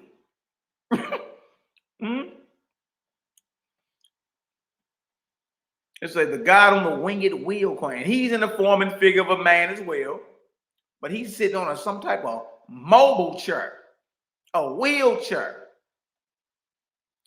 The God on the winged wheel coin, minted in Gaza City, southern Philistia during the Persian period of the 4th century BCE. It possibly represents Yahweh. Dang. Enthroned on a winged wheel. It has been described by Stephen Herbert Langdon as the only known representation of who? Yahuwah or Yahweh. Look.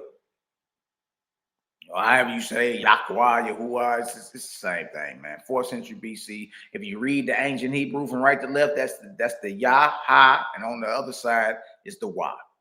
Yahweh. Some say Yahweh or Yahoo. But there it is right there. Yahweh or Yahweh. Or even the language. I mean, those are the language or is Canaanite script. You call them Paleo Hebrews, Canaanite script. This was found in Gaza City, the land of Canaan again. Hold on. Somebody mad. Look what it says. Yahweh or Yahweh was an ancient Levantine deity worshipped in Israel and Judah as the primary deity and the head of the pantheon of the polytheistic religion of Yahwism. Worshipped in where? Israel and Judah. This who, when you read about the Lord, Yahweh, Yahuwah, niggas arguing over that. This who they talking about. There he is right there. Worshipped in where? Israel and Judah. Then we flip all through, we lick our fingers and flip all through the Bible and see all throughout that junk. Huh? Israelites to worship Yahweh. Yahweh. Look at that. Though no consensus exists regarding the deity's origins, scholars generally hold that the deity is associated with Seir, or Mount Seir is where Esau is at. Edom is Esau, Paran, and who? No. And who? Teman, the grandson of Esau or Edom, and later with Canaan. Later with Canaan.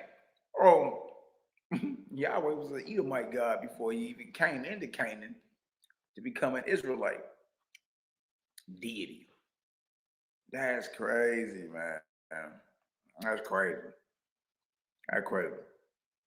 Right here. The early Israelites engaged in polytheistic practices that were common across ancient Semitic religion, as their worship included a variety of Canaanite gods. Stop it, man. And goddesses such as who? El, Asherah, and Baal.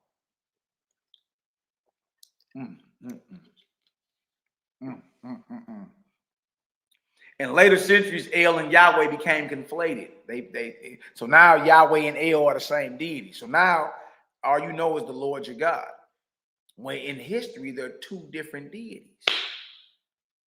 Some spots tell you El is actually the father of Yahweh. Yahweh is son of El. Some spots you look up. That's him, Pappy. But in later centuries, they conflate Yahweh and El together, and all you know is the Lord your God now. And El-linked epithets such as El Shaddai came to be applied to Yahweh alone. Characteristics of other deities such as Asherah and Baal were also selectively absorbed in conceptions of who? Yahweh. Dang, son. Here go Baal Haman in the form and figure of a man sitting on the throne. Who else we got? Oh, who was that? Who was this mattress back right there? Ishtar, Astarte, Ashtaroth, Isis, Semiramis, Aset, however you want to call her. But she's a goddess, right? In the form and figure of a woman. And what is she sitting on? A throne. See that? All the deities and gods are in the form and figure of men or a woman, and they're sitting on some type of chair, throne, or box representing rulership in some type of kingdom. And yet you just found out tonight that ain't nobody ever seen the Creator, ever. These false gods been playing games, man. False gods been playing games out here, man. The ever-present Creator versus a localized deity. Whom do you worship? Ever-present, always present, always there, ubiquitous, omnipresent, present in all places at all times, localized to make local, orient locally. Like when you saying that God, as we speak right now, the Almighty is sitting in heaven on a throne. You just localized them. Because none of these people that I just showed you, none of these deities I just showed you, from biblical God to the Cometian gods to the Canaanite gods, to none of them are ever present. You got an example of someone sitting on a chair claiming to be the Creator, the Father of all. You dig? But you can look at them. None of the deities that I showed you are ever present. They don't fill all space and place. They're localized to a chair. Really, Malachi? I'm getting into it. Let's get into it. Oaspi, Book of Judgment, chapter 3. Book of Judgment, chapter 3. Oaspi. Man, if y'all get some understanding, y'all drop us 7,000 in the chat, man. We out here cooking, man. Nothing but love and light. Nothing but love and light in this deal, man. The great is truly marvelous. You feel me? Truly, truly marvelous. Let's get some understanding. We've seen the deities, and they all in forms and figures. You can see them. They sitting on thrones. They got kingdoms. Let's get some understanding, though. First, I charge you, Book of Judgment 3 and 6. First, I charge you that whoever says God, God calls in vain. I have not come to establish, but to abolish all God's lords and saviors among mortals. For what is past is past. But from this time forward, whoever hears my word and the decree of my commandment and continues to make an idol, we all know what an idol is now, right? Of any name except the Great Spirit, blasphemes against his creator.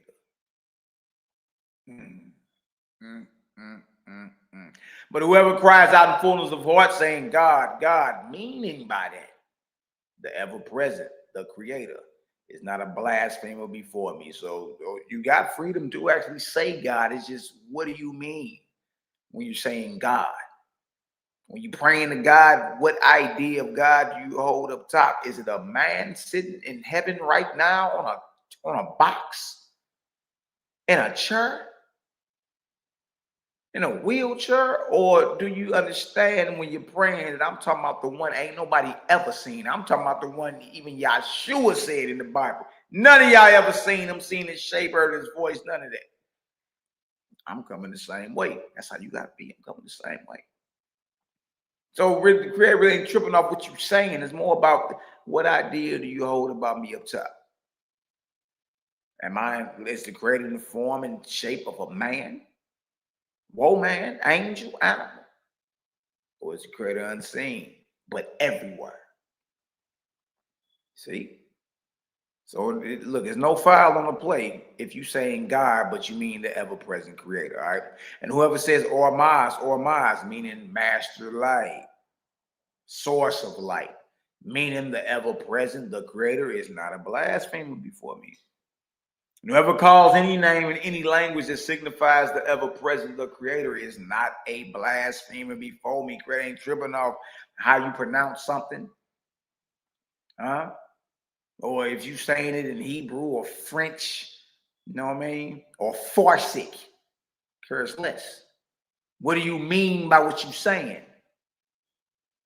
That's what matters, all right? So whoever calls any name in any language that signifies the ever-present, the creator, is not a blasphemer before me. But whoever says Brahma, signifying a god in the figure and shape of a man, sitting on a throne in heaven, is a blasphemer against Jehovah, the ever-present, the creator. Hold on. Look what it say right here. 15. And whoever says Christ, signifying a god in the figure and shape of a man, sitting on a throne in heaven, is a blasphemer against Jehovah, the creator. I'm going to ask you again. Has your deity ever been seen? Is your deity sitting on the throne?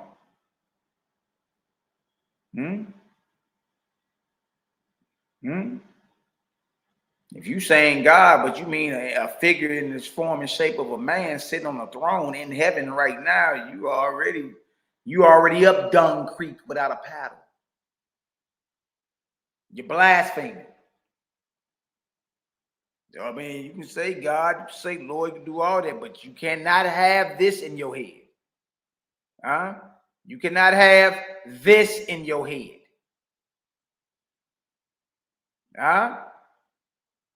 You cannot have this in your head when you saying God and praying in your prayer breath, right?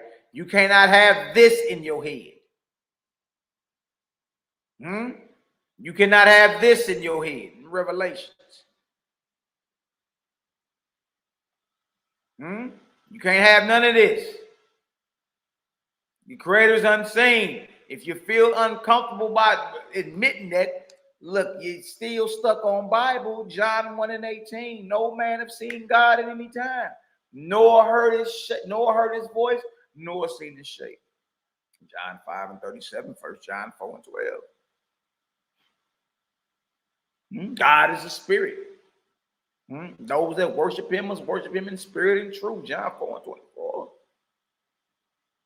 You can't have this in your mind when you praying and saying God and Lord. If so, you're blaspheming. You can't have this in your mind when you're doing all that.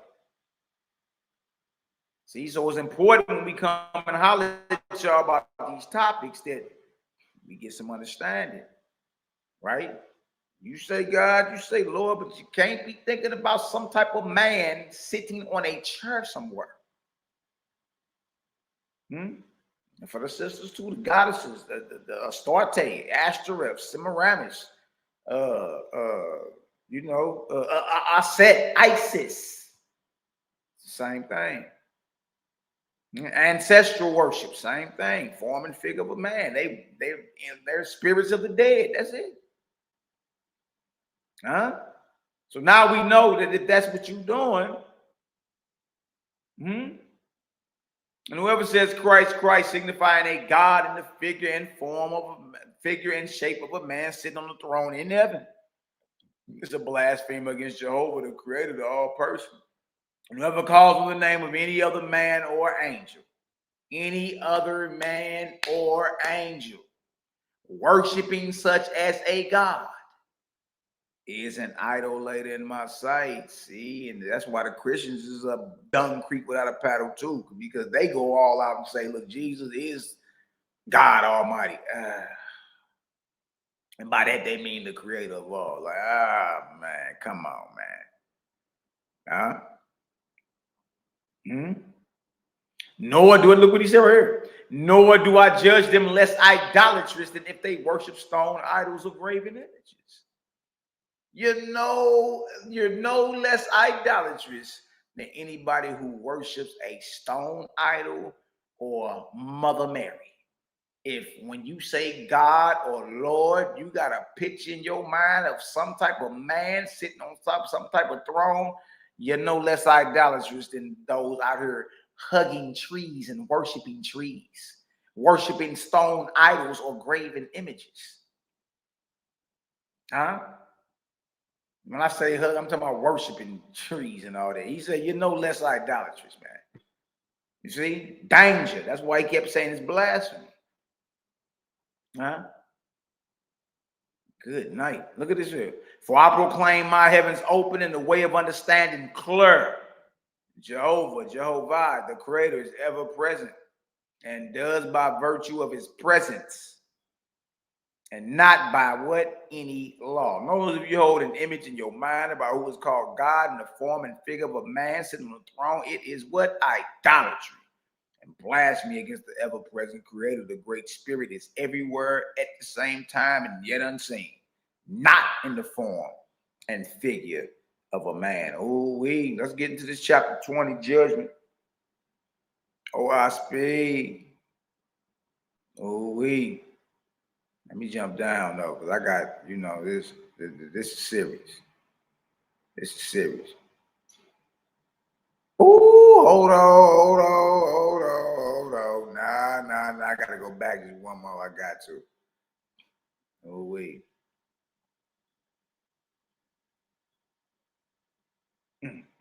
Let's start right here. It's all good. Chapter 20 and 8, Book of Judgment. I speed. Body blow. Because of the ever presence of Jehovah, you were quickened into a conscious being. Because the Creator's presence is everywhere, you were made a living, conscious being. Stop it, man. As your earth body is of the earth, so is your spirit of the Creator. Nevertheless, spirit is the opposite of corporeal life. For the latter, the physical life, comes to an end. But the spirit of man is a tree of everlasting life. See that? Your spirit grows by cultivation. You got to work at it, right? Which is by the practice of wisdom, truth, virtue, benevolence, and what affiliation with others. Do not think that the soul grows by prayers or confessions to this God or that God. For no one shall be exalted for words without works. For no one shall be exalted for words without works. So if you out here praying, but you ain't putting no work or no motion behind it, you're wasting your breath. You won't be exalted with words without works. See that? Oh, wait. Look at this. Look at this. Yet in whatever God you firmly believe, like some of y'all believe in Jesus and the rapture, and you know what I mean, Allah and whatever. Okay, so whatever God you believe, you firmly believe, you may worship Him. For He is your choice. That's your choice. You want to worship a packet of ketchup? Go ahead. Neither shall man prevent you in this your liberty. But remember, there's always a but remember. But remember,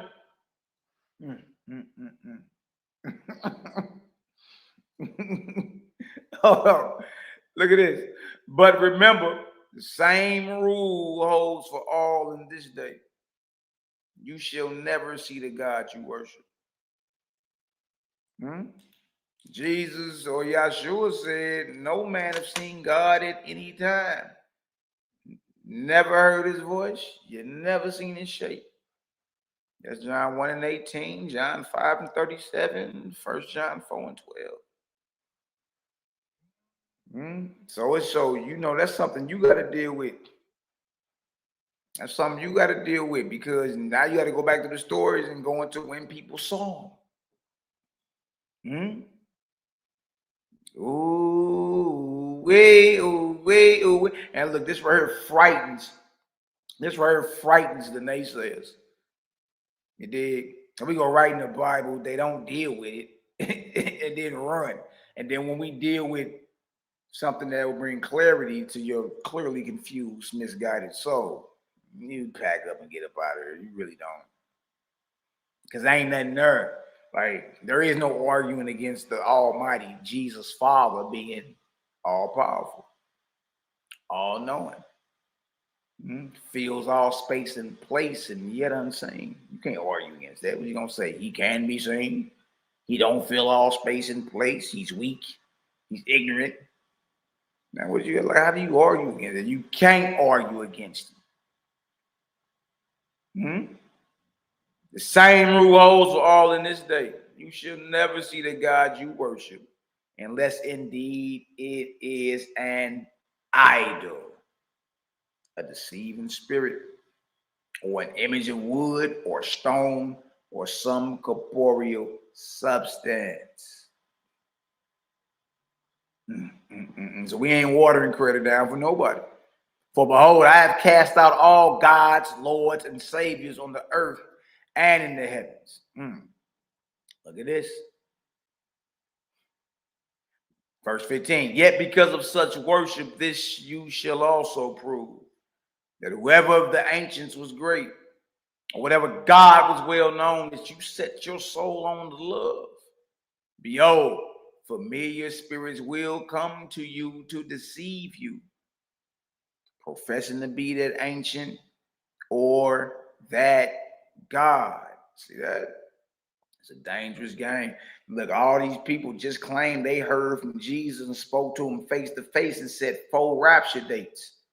You can't tell me there ain't a deceiving spirit out here coming in the name of Jesus Christ, deceiving his followers. Now, there's hundreds of thousands of people who just missed the rapture, supposedly. They were supposed to be naked, flying up into space to meet Jesus. Look at this. So it's letting you know the level of spiritual warfare and discernment that you got to be on, man. You got to be really discerning what's going on. Because what is it telling you? It's telling you whatever God you decide to worship, a deceiving spirit will come to you to deceive you. We're trying to save you from being a slave to these false ass gods. Look at this. And if you believe them, and if you believe these deities, then this too you shall prove. Remember, it was all your choice anyway. You want to worship a packet of ketchup? Go ahead. You want to worship a man born of a woman? Go ahead. And if you believe him, then this too you shall prove. When you are dead, when you are dead and your soul risen from the dead, behold, some deceiving spirit will come to you to use you. Nor shall you discover for a long season that you have been the dupe and slave of an unscrupulous master. The false gods want your soul. And you may not have worshiping these deities, it's your choice or whatever. But guess what's coming for you? High level of deception when you cross over. High level, waiting on you. You want to find out till later on, man, I'm a straight slave to this sucker, man. Look at this. This is why. For this day in the lower heavens, there are millions of false Brahmas. Millions. Millions of false Buddhas. Millions of false Christs. And millions of false Gabriel gods, or who you know as Allah. There's millions of these suckers waiting on you when you cross over. Got us another one. And how you like your Christ? You like him? You like him blind, her and blue-eyed, or you like him looking like he come out the condo? Don't matter, because there's millions of these suckers in the lower heavens waiting for you to cross over. Waiting on you to cross over. Look at this. Whoever binds himself to these names while on earth become a fit subject for demons, drooges to fall upon when he enters heaven. Demons waiting on you. Got us another one. Fresh fish. Do not think that great wisdom comes suddenly by dying. In your early entrance into the spirit world, you shall be easily deceived. And this is for those who don't roll with Creator. This is why the character of the Creator is very important. It's top priority. Top priority. Y'all, it's millions of these suckers waiting on you. Millions. Millions. And guess what you're going to do? You're going to be a slave worming on your belly. Just to gaze at your God from 1,000 yards up. Turn back around and go work for another 300 years in the mines. It's saying in your early entrance into the spirit world, deception is coming. Might as well get it now. Look at it. It say, for which reason you should school yourself every day of your life. Y'all need to highlight this. I say this every day to myself. You should do the same thing. Constantly repeat this. For which reason you should school yourself every day of your life, that your Creator only is your God. Your Creator only is your, since we talking God, right? All right, well, I'm talking about the Creator. The Creator only is your God, and that you shall never see him as you see a man or an angel. What is we talking about here?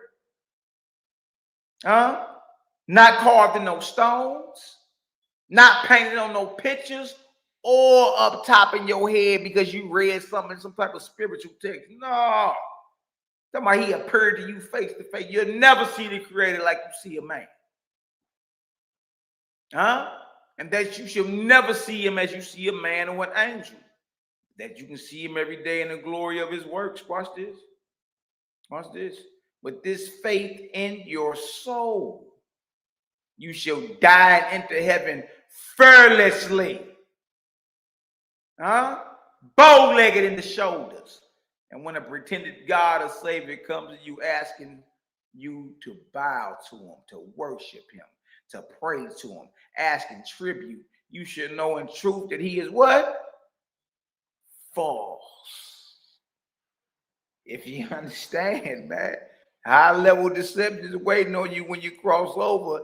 And if one of these jokers skip across your plate looking glorious, but nevertheless in form and figure of creation, man, woe, man, angel, animal, and he tell you, bow, you stand before your maker. You better tell him, you better tell him his breath stank and keep it moving. How about that? How about that? Yeah, I know. I know, man. It is. Verse 24, neither shall you judge yourself by any sacred book or any Bible in the entire world, nor by the words within them purporting to be my words or the words of any God, Lord, or Savior. See? For I have abolished all such sacred books and Bibles and words and sayings contained in them, purporting to be my words and the words of any God, Lord, or Savior. Neither shall you bind yourself by them, nor judge yourself by anything that is written or printed in them. Here you go, ready to cut your nuts off like Origen, the church father, because he wanted to make himself a eunuch for the kingdom. Here you go over here becoming a necromancer like Jerome, who put up the Latin Vulgate. But behold, I declare to you a greater glory and judge in their place, which is Jehovah, your creator. You're going to choose the creator, you're going to choose a God, Lord, or Savior. Man, I'm rolling with the creator, the maker of God's Lords and Saviors. By him and through him you shall judge and be judged. Books are imperfect, including OWASP. OWASP don't purport to be holy. That's Bible. Bible is the title of the Bible is the Holy Bible. Books are imperfect, but the creator never. That's powerful, man. That's powerful. Look at this. The Holy Bible and the throne of God. If you get some understanding, y'all drop a 8,000 in the chat. Oh, wait. None of you seen for the friend. Yeah, we whoop on demons too. I ain't giving that light. You know that.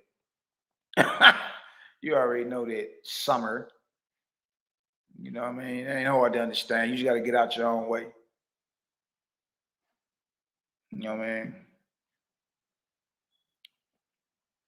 I'll read this book. What have you heard that's evil? Like timestamp the evil. What if we say that's evil? Bloodthirsty, curling, sacrificing animals and children and blood everywhere. What if we say that's evil? I may have said something that challenged what you thought it was, but we ain't on her purporting to go to war and spill blood and chop out organs and you smeared with. No, we ain't doing none of that. Yeah, but I mean, look, if you don't like what you heard in Summer, then keep it pushing, you know. Or if you're gonna be here, keep it cool so you ain't gotta get put out. Just sit back and listen. That's what you're gonna do anyway. The Holy Bible and the throne of God. See, this is a representation of God sitting on the throne, or Jesus. You know what I mean? Now, Jesus is not the creator. Look, that's simple. If you don't know that, you know what I mean, then you might want to listen. You dig? And if that's too much for you, then just go ahead and exit out the room. If you feel you got to defend your deity, I mean, that's on you. But you ain't going to win nothing over here. So just chill on out, listen, because that's what you're going to do anyway. You dig? But if it's too much for you, leave. But keep it cool so you ain't got to get put out. That's all we're saying. The Holy Bible and the throne of God. Let's get into this. And God is something you become, you know. The real Yahshua will be on God's status one day, for sure. He ain't got, but he's still not the creator, the Almighty. That's the point. All right, look at this word, throne of God. And he said, hear thou therefore the word of the Lord. I saw the Lord, or Yahweh, sitting on his throne. Now, Christians say the Lord in all capitals is Jesus. I saw the Lord sitting on his throne, and all the hosts of heaven standing by him, on his right hand, on his left. Psalm 9 and 7. But the Lord, or Yahweh, shall endure forever. He hath prepared his throne for judgment. Psalms 11 and 4. The Lord is in his holy temple. The Lord's throne is in heaven. His eyes behold, his eyelids try the children of man. And there's plenty of them. Oh, wait. Look at this word. Look at this. So it said right here. It say, who and what is a God? Who and what is a Lord? Let's get into the great decoder, the book of Sky, Earth, Spirit, OISP. Book of Jehovah, Yahweh. Look at it, right? Chapter 7 and 8. Look at this right here. I'm going to show y'all. It say, to which you shall be co-workers with one another in system and order. In my name, it shall become an organic body and known as the heaven of the earth, or lower heaven, which shall travel with the earth, so the atmosphere. All right. And I will allot you a chief who is wise and experienced and found in heavenly kingdoms. And he shall appoint from among you officers, messengers, shawls, asaps, and esnors. And you shall be numbered and apportioned to your labor in places like in my other lower heavens on other worlds. 10. He who is chief shall be called who? God of this heaven and the earth, which are now bestowed to his making. See that?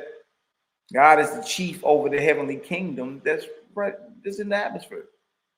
God is not the creator. Now you're reading about the setup of the heavenly kingdom. A lot of us talk about, the kingdom of God, but don't even know the setup. What's the title and ranks of angels? Who are the gods, lords, and saviors? How long is the ark cycle? How long does the God sit on the throne? Is the God Jehovah? Like a lot of stuff you just assume it and running your mind. You know what I mean? Look at this right here. It's and God shall have a council and throne within his heavenly city, and the place shall be called Horeb, because it is the first kingdom of God in this firmament. And God shall rule on his throne, okay, for it is his, and his council shall rule with him. In my name they shall have dominion over angels and mortals belonging to the earth. And God shall appoint chiefs under him, who shall go down and dwell on the earth, with mortals. And the labor of these chiefs shall be with mortals for their who? Resurrection. And these chiefs shall be called lords, for they are gods of the land. A lord is you heard of landlord before? Lord is just a land god. They are gods of land, which is the lowest rank of my commissioned gods. Notice a lord is the lowest rank of the creator's commissioned gods. We've been calling the Lord the Most High. The term most low is more appropriate. Lord God equals land God. The Holy Bible alludes to the Lord being a land God. Absolutely. Deuteronomy 23:12-14. You shall have a place also without the camp, whither you shall go forth abroad. And you shall have a paddle upon your weapon, and it shall be when you will ease yourself abroad, when you got to take a bobo, you shall dig therewith, and shall turn back and cover that which cometh from thee. Why, Malachi? For the Lord your God walks in the midst of your camp. The Lord is a land God. The Lord is not the creator. The Lord ain't even God. Man, that's a lot going on, man. Oh my God, man. Okay. For the Lord thy God walketh in the midst of the camp. He ain't trying to step on your dung bombs. He telling you, look, go out. If you gotta relieve yourself, go outside where we camping at, dig you a hole, squat down, let it go, and then cover your dung up with some dirt. It don't say nothing about wiping your rear end, boy. And then walk on back into the camp. And why? Because the Lord ain't trying to be walking on none of your dung bombs. The Lord is a land God. You see? Notice Yahweh, or the Lord, walks through the midst of Israel's camp. This is the 40-year wandering of the sons of Jacob in the wilderness after leaving Egypt before entering the promised land. The Lord is on the earth, walking with them. The Holy Bible agrees with Owaspy. A Lord is a land God. Let's get another example. Yeah, you mad at me? Deuteronomy says it. You mad at me for? Let's go get another example. Okay. Genesis 11:4-9. They said, go to, let us build a city. Is this Bible enough for you? This is Torah. And they said, go to, let us build us a city and a tower whose top may reach into heaven, and let us make us a name, lest we be scattered abroad upon the face of the earth. And the Lord came down to see the city and the tower, which the children of men build. Now, hold on, what you mean he came down? He should have already been. If he's the creator, he should have already been there. Why? Because the creator is ever present. fills all space and place. What you mean he got to come down to the earth to see the city and tower these people, his creation is built? What do you mean he got to come down? The Lord is the land God, man. You praising the Lord, not the creator. See, the WASP is just clearing things up for you. You know what I mean? It's clearing things up for you. And the Lord came down to see the city and the tower which children of men builded. And the Lord said, behold, the people is one, and they have all one language, and this they begin to do. And now nothing will be restrained from them, which they have imagined to do. Go to, let us, the Lord is plural. And the Lord came down to see the city and the tower which the children of men builded. Verse 7, go to, let us go down, and there confound their speech, that they may not understand one another's speech. Let us, the Lord, Yahweh is plural right here, man. And the Lord came down, go to, let us go down, and there confound their language. Let us go down. Huh? The Lord is plural right here, y'all. If you understand that, let us go down. This the Lord coming down. Let us go down. If you understand that Yahweh or Yahuwah is plural right here in Genesis 11, verses 5 and 7. Drop a 2,000 in the chat, man. So they go, where are they going down to? They going down to the earth, man. That's where the city is built at. That's where the tower is being built at. So they got to go down, or the Lord or they got to go down to the earth. He even got to come down to see, to even observe the city. The Lord got to come down.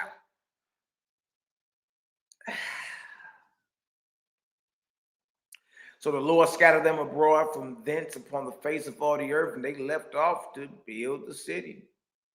Therefore is the name of it called Babel, because the Lord did there confound the language of all the earth, and from there did the Lord scatter. From where? Babel, the city. From there, the Lord scattered them abroad upon the face of all the earth. At the building of the Tower of Babel, notice the Lord had to come down to the earth to see the building of the city and the tower. This alone proves the Lord is a land God, and also not the ever-present creator. The creator is everywhere at one time, or omnipresent. The fact that he had to come down to see what was going on proves he wasn't already there. It's simple, man. Notice also, according to verses 5 through 7, the Lord of Yahweh is plural and not singular, alluding to more than one Lord of Yahweh. Houston, we have a problem, man. We have a problem, you know what I mean? Book of Safar, I speak Moab bombs. Question and answer. Who is the creator? Who is Jehovah? Answer. The great spirit. He who is over all and within all. The potent, omnipotent. See, that's true. The potent and unseen. It is he who's ever present, quickens into life. All dead live. Woof. Where is the creator? Where is Jehovah? Everywhere. Everywhere. Everywhere. Nor is there a place without him. So then he didn't need to come down. If the Lord is the creator, he wouldn't have to come down to even observe and see what was going on. He's already there, presence there, sees all, hears all. Where is Jehovah? Everywhere. Nor is there a place without him. Well, what is his form? What do he look like? He's bow-legged in the shoulders. He got big calf muscles. Woolly hair. Like, what do he look like? What is his form? Answer. No man can attain to know his form.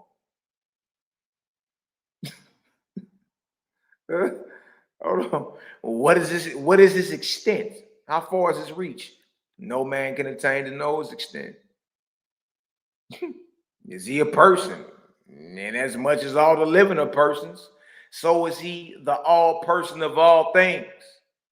And as much as his ever presence quicken into life all that live, so is his ever presence with the living.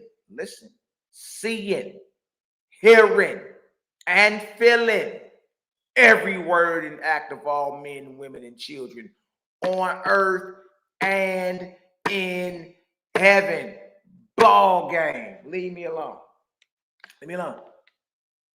That ain't none of us. No, nobody who has ever slid through the womb of a woman has ever seen all, heard all, and felt every word and act of every man, woman, and child on earth and in heaven.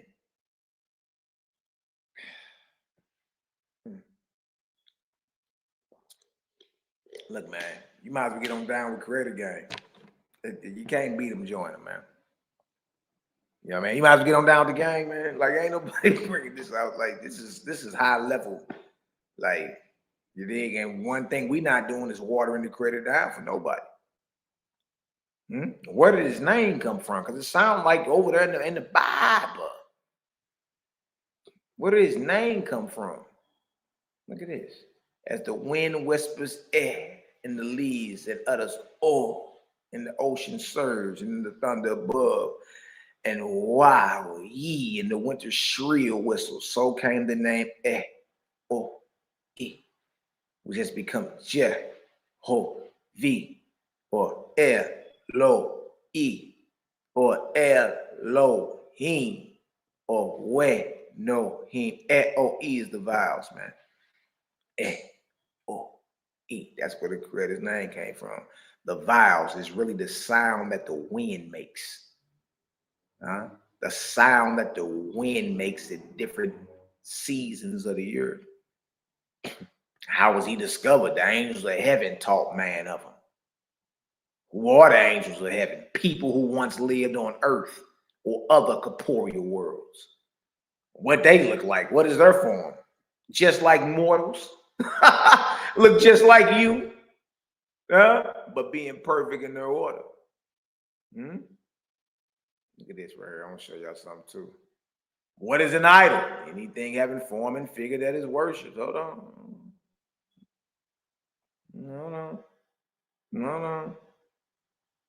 Look at this.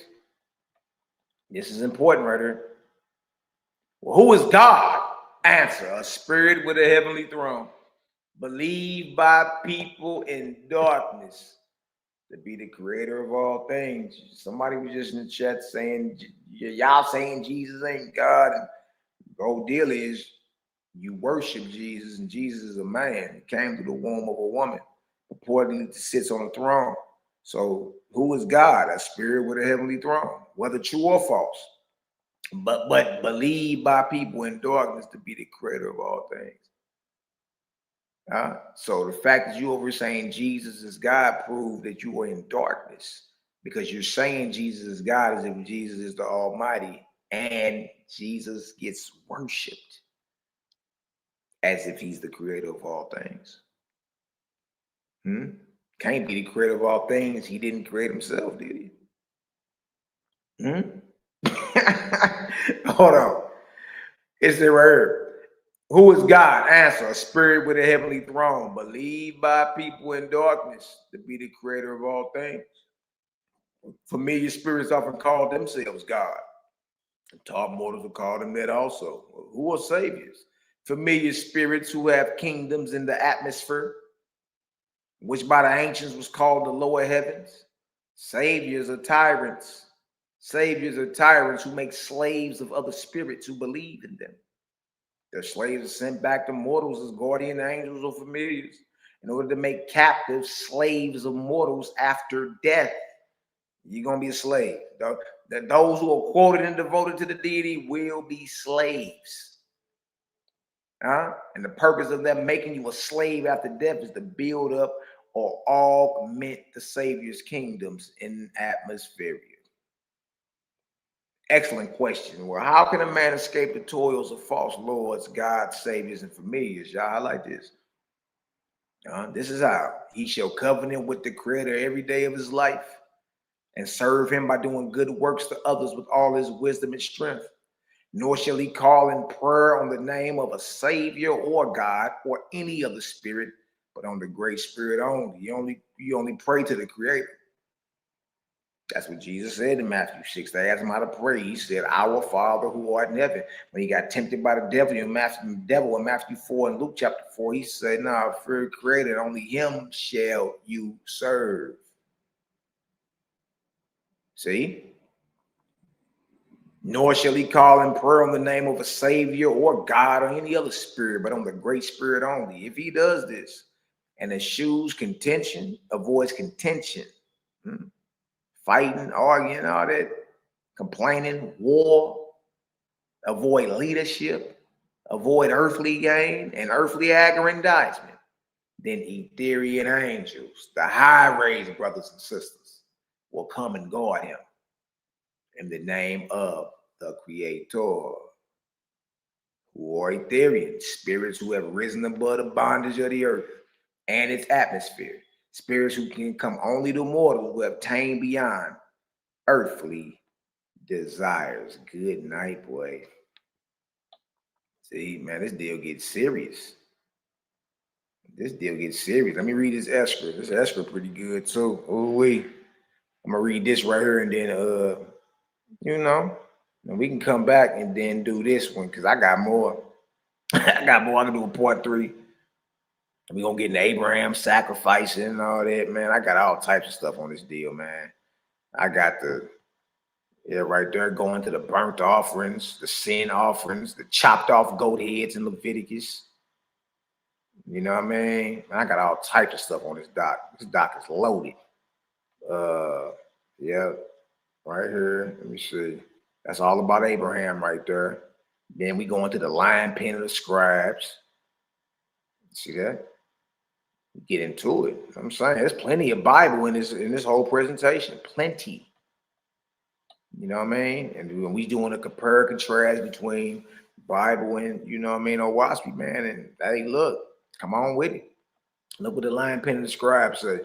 Jeremiah 8:8 in different versions. It said, how can you say we are wise because we had a word of the Lord when your teachers have twisted it? Twisted what? The word of the Lord, the Tanakh, the Torah, the Bible.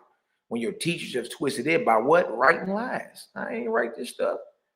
Jeremiah 8:8 ESV. How can you say we are wise in the law or the Torah of Yah is with us? But behold, the lion pen of the scribes has made it into a lie. Jeremiah 8:8 NET. How can you say we are wise? We had a law of the Lord. The truth is, those who teach it have used their writings to make it say what it does not really mean. According to the Holy Bible, not according to Malaki Macabee, not according to the Creator gang, there are lies written in the scriptures against the Creator. These falsehoods were written by biblical scribes. Since this is true, our job is to navigate these turbulent waters and try or test the spirit by the spirit. Since there are lies written in it, everything you read in the Holy Bible is not true. Breathe easy. None of this is your fault, man. None of it. So then we dive into the Nazarene Acts. All this is we're gonna be on part 3. You know what I mean? Nazarene Acts of the Apostles, dealing with some of the writings of what we call Kepha or Peter. Look right here. He going to the corruption of the Torah. See? See that? He going to the corruption of the Torah. Right there. Yeah. I'm giving you the page numbers and everything. Go look at it. Read them in a week. Right? Show y'all some more stuff, man. This stuff get deep. This stuff get deep.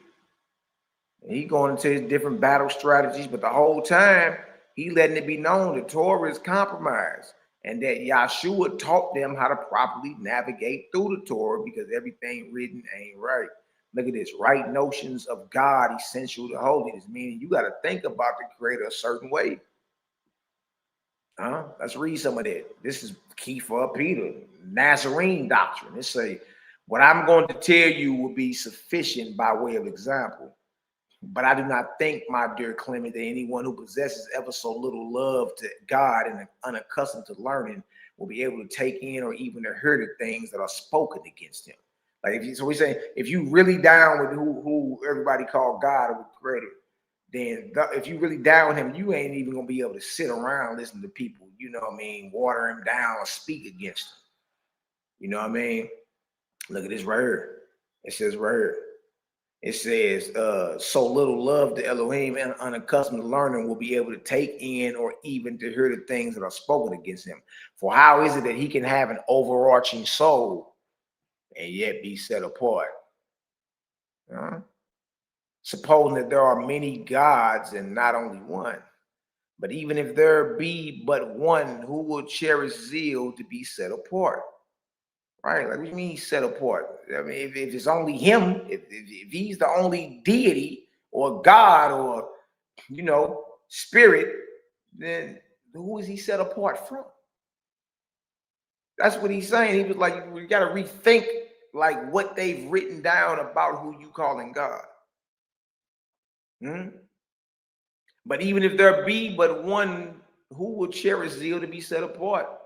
One finds in him many defects, since he will hope that the beginning of all things, by reason of the defects of his own nature, will not visit the crimes of others. Look at this. Wherefore, far be it from us to believe that the master of all, who made the heaven and the earth and all things that are in them, shares his government with others, or that he lies, right? For if he lies, then who speaks truth? Either Peter like, nah, we're not playing with all that God sent lying spirits. And no, we're not doing all that. You know what I mean? For if he lies, then who speaks truth? Or if he makes experiments as in ignorance, then who foreknows? Like it repented God that he made man on the earth. Repented meaning he regretted. He turned back from. Well, that means he didn't know everything. Whenever you have a deep regret about something you did, is because you jumped out there and did something prematurely. And you ain't know it was going to go like that. Right? Or if he makes experiments as in ignorance, then who knows all or foreknows? If he deliberates and changes his purpose, who then is perfect? I thought it said that God don't change in the Bible. If he deliberates and changes his purpose, who then is perfect in understanding and permanent in design? If he gets jealous, if he envies, who is above rivalry, right? Because you're only jealous because there's some type of competition out there. Who is above rivalry? You mean to tell me the creator has competition? If he hardens hearts, right? Well, he hardened Pharaoh's heart, man, that he might destroy him, man. If he hardened hearts, who makes wise?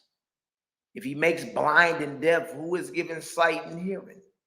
If he commits pilfering, who administers justice? If he mocks, you got in there, God gonna mock you, nigga. If he mocks, who is sincere? If he is weak, who is omnipotent? All powerful, right? If he is unjust, who is just? If he makes evil things, who will make good things? If he does evil, who will do good?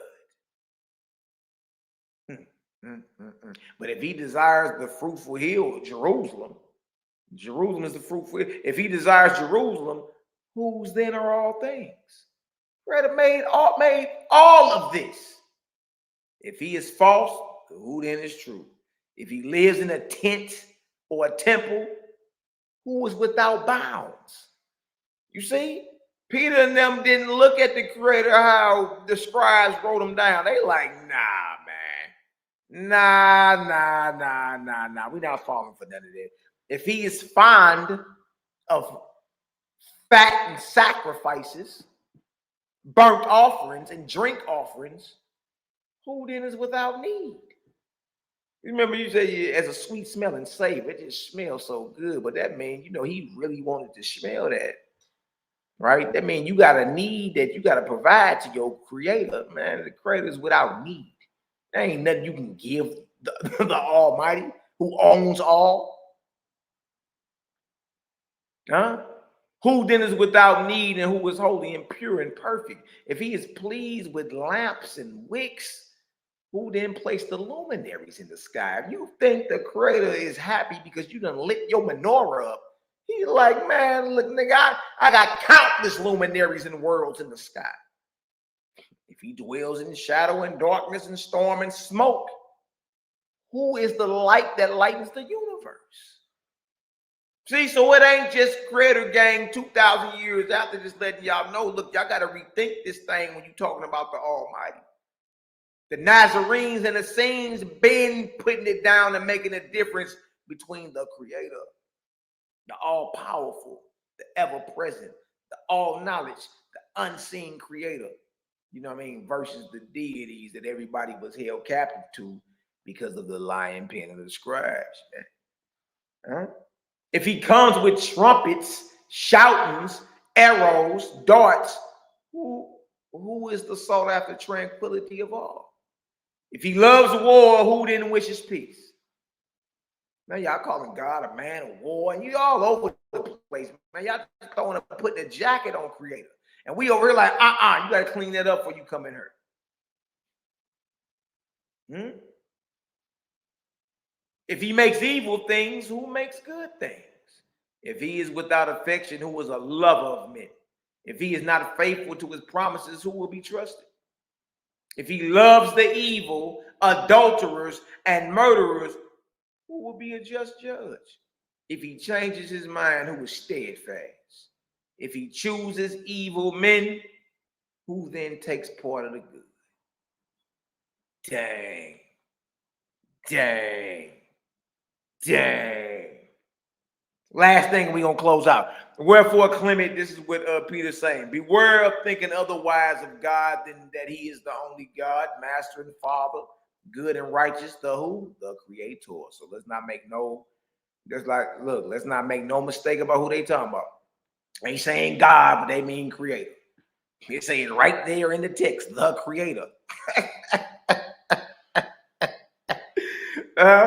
Wherefore, Clement, my son, beware of thinking otherwise of God and that he is the only God, master and father, good and righteous, the creator. He like, don't think of the creator opposite of none of what I just said. Because there are many things written against him that we dare not believe. We don't care where it's written at. Long-suffering, merciful. It says the Father, good and righteous, the creator, long-suffering, merciful, the sustainer, the benefactor, ordaining love of men, counsel in purity, immortal and making immortal, incomparable, dwelling in the souls of the good, who cannot be contained and yet is contained within the heart, who has fixed the great world as a center in space, who has spread out the skies and solidified the land, who has stored up the water, who has disposed the stars in the sky, who has made the fountains flow in the earth, has produced faults, has raised up mountains, has set bounds to the sea, has ordered winds and blasts, who by the spirit of counsel has kept safely the body comprehended in the boundless sea. You see, so even the Nazarenes and them wasn't rolling with everything the scribes had written down 2,000 years ago. Look at that, Nazarene Acts of the Apostles. Go get it.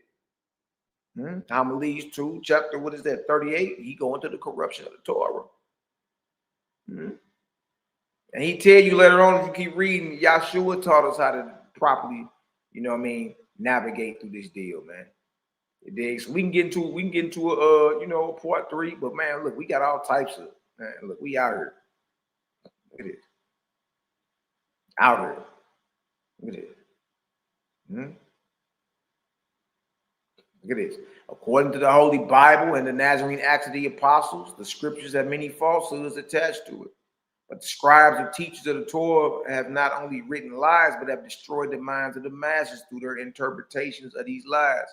Who are these scribes? And we getting to that, you know what I mean? So y'all.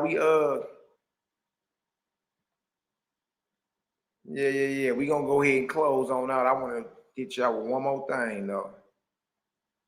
One more thing, man. We got burning the midnight oil. Say bumping, man. I'm up. Right here. Right here. This is how we gonna end this. This is how we gonna end this right here. This is how we gonna end this right here. Chapter 40, Esdras. For in the time of fulfillment of my revelations, it will not be sufficient for either heaven or earth to reestablish spiritual communion. But it shall also be shown to them that there are kingdoms and principalities in heaven, and they are ruled over by both good and bad gods. Moreover, they shall understand the truth. Whoever worships Buddha shall go to Buddha to be his slaves. And whoever worships Brahma shall go to Brahman and be his slaves. The same apply to Christ and Allah and all these different deities, y'all. Same apply. That's where you're going. You sure is. But it's the kingdom of a false God. You're going to be a slave there. Your purpose is to build up his kingdom until the crack and fall. Because it's going to fall. You dig? I will make it plain to them that to worship a spirit, though he is a God, is simply the giving of their own souls into bondage.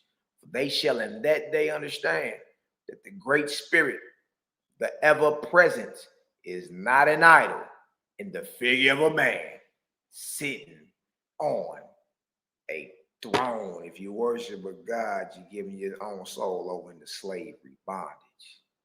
The creator is not an idol in the figure of a man sitting on a throne at all. Omnipresent, all places at the same time. Omniscient, all knowledge. Omnipotent, all powerful, invisible, impossible to look upon, as we see other men, women, children, or animals. These are the main attributes belonging to the ever-present creator, whose magnitude is incomprehensible and whose presence is everywhere. Let's look deeper into more characteristics and compare and contrast the ever-present creator versus who? The localized deities, boy. Ooh, wee, ooh, wee, ooh, wee. If you got some understanding today, y'all spend them vortices in the chat, man. CGG is still cooking. CGG is still cooking, baby. Ooh, wee. I gotta beat my feet in a couple hours, y'all. You know what I mean? Right back at it like I left. I got what if y'all got some understanding for this deal. Ooh, wee. Yeah, I know. Y'all thinking now,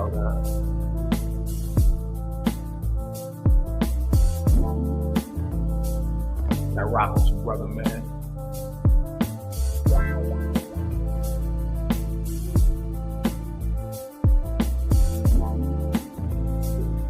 Purchase links is in the description box. There you go. You can get it directly from me, brother. You know what I mean? Something I published earlier this year, February 10th. Got another book coming out too, called Sacred Lives. Woo! This is on Amazon, hardback, ebook, all that. The first book I published was Determination, a Practical Guide on Conquering the Trauma. Hit the link in the description box, man. CPG still cooking. I see all vortices in the chat. I'll shake them up when you tell it plain. Yeah, man. Yeah, go hard. Shout out to my brother Frank Blake. Shire's in the building.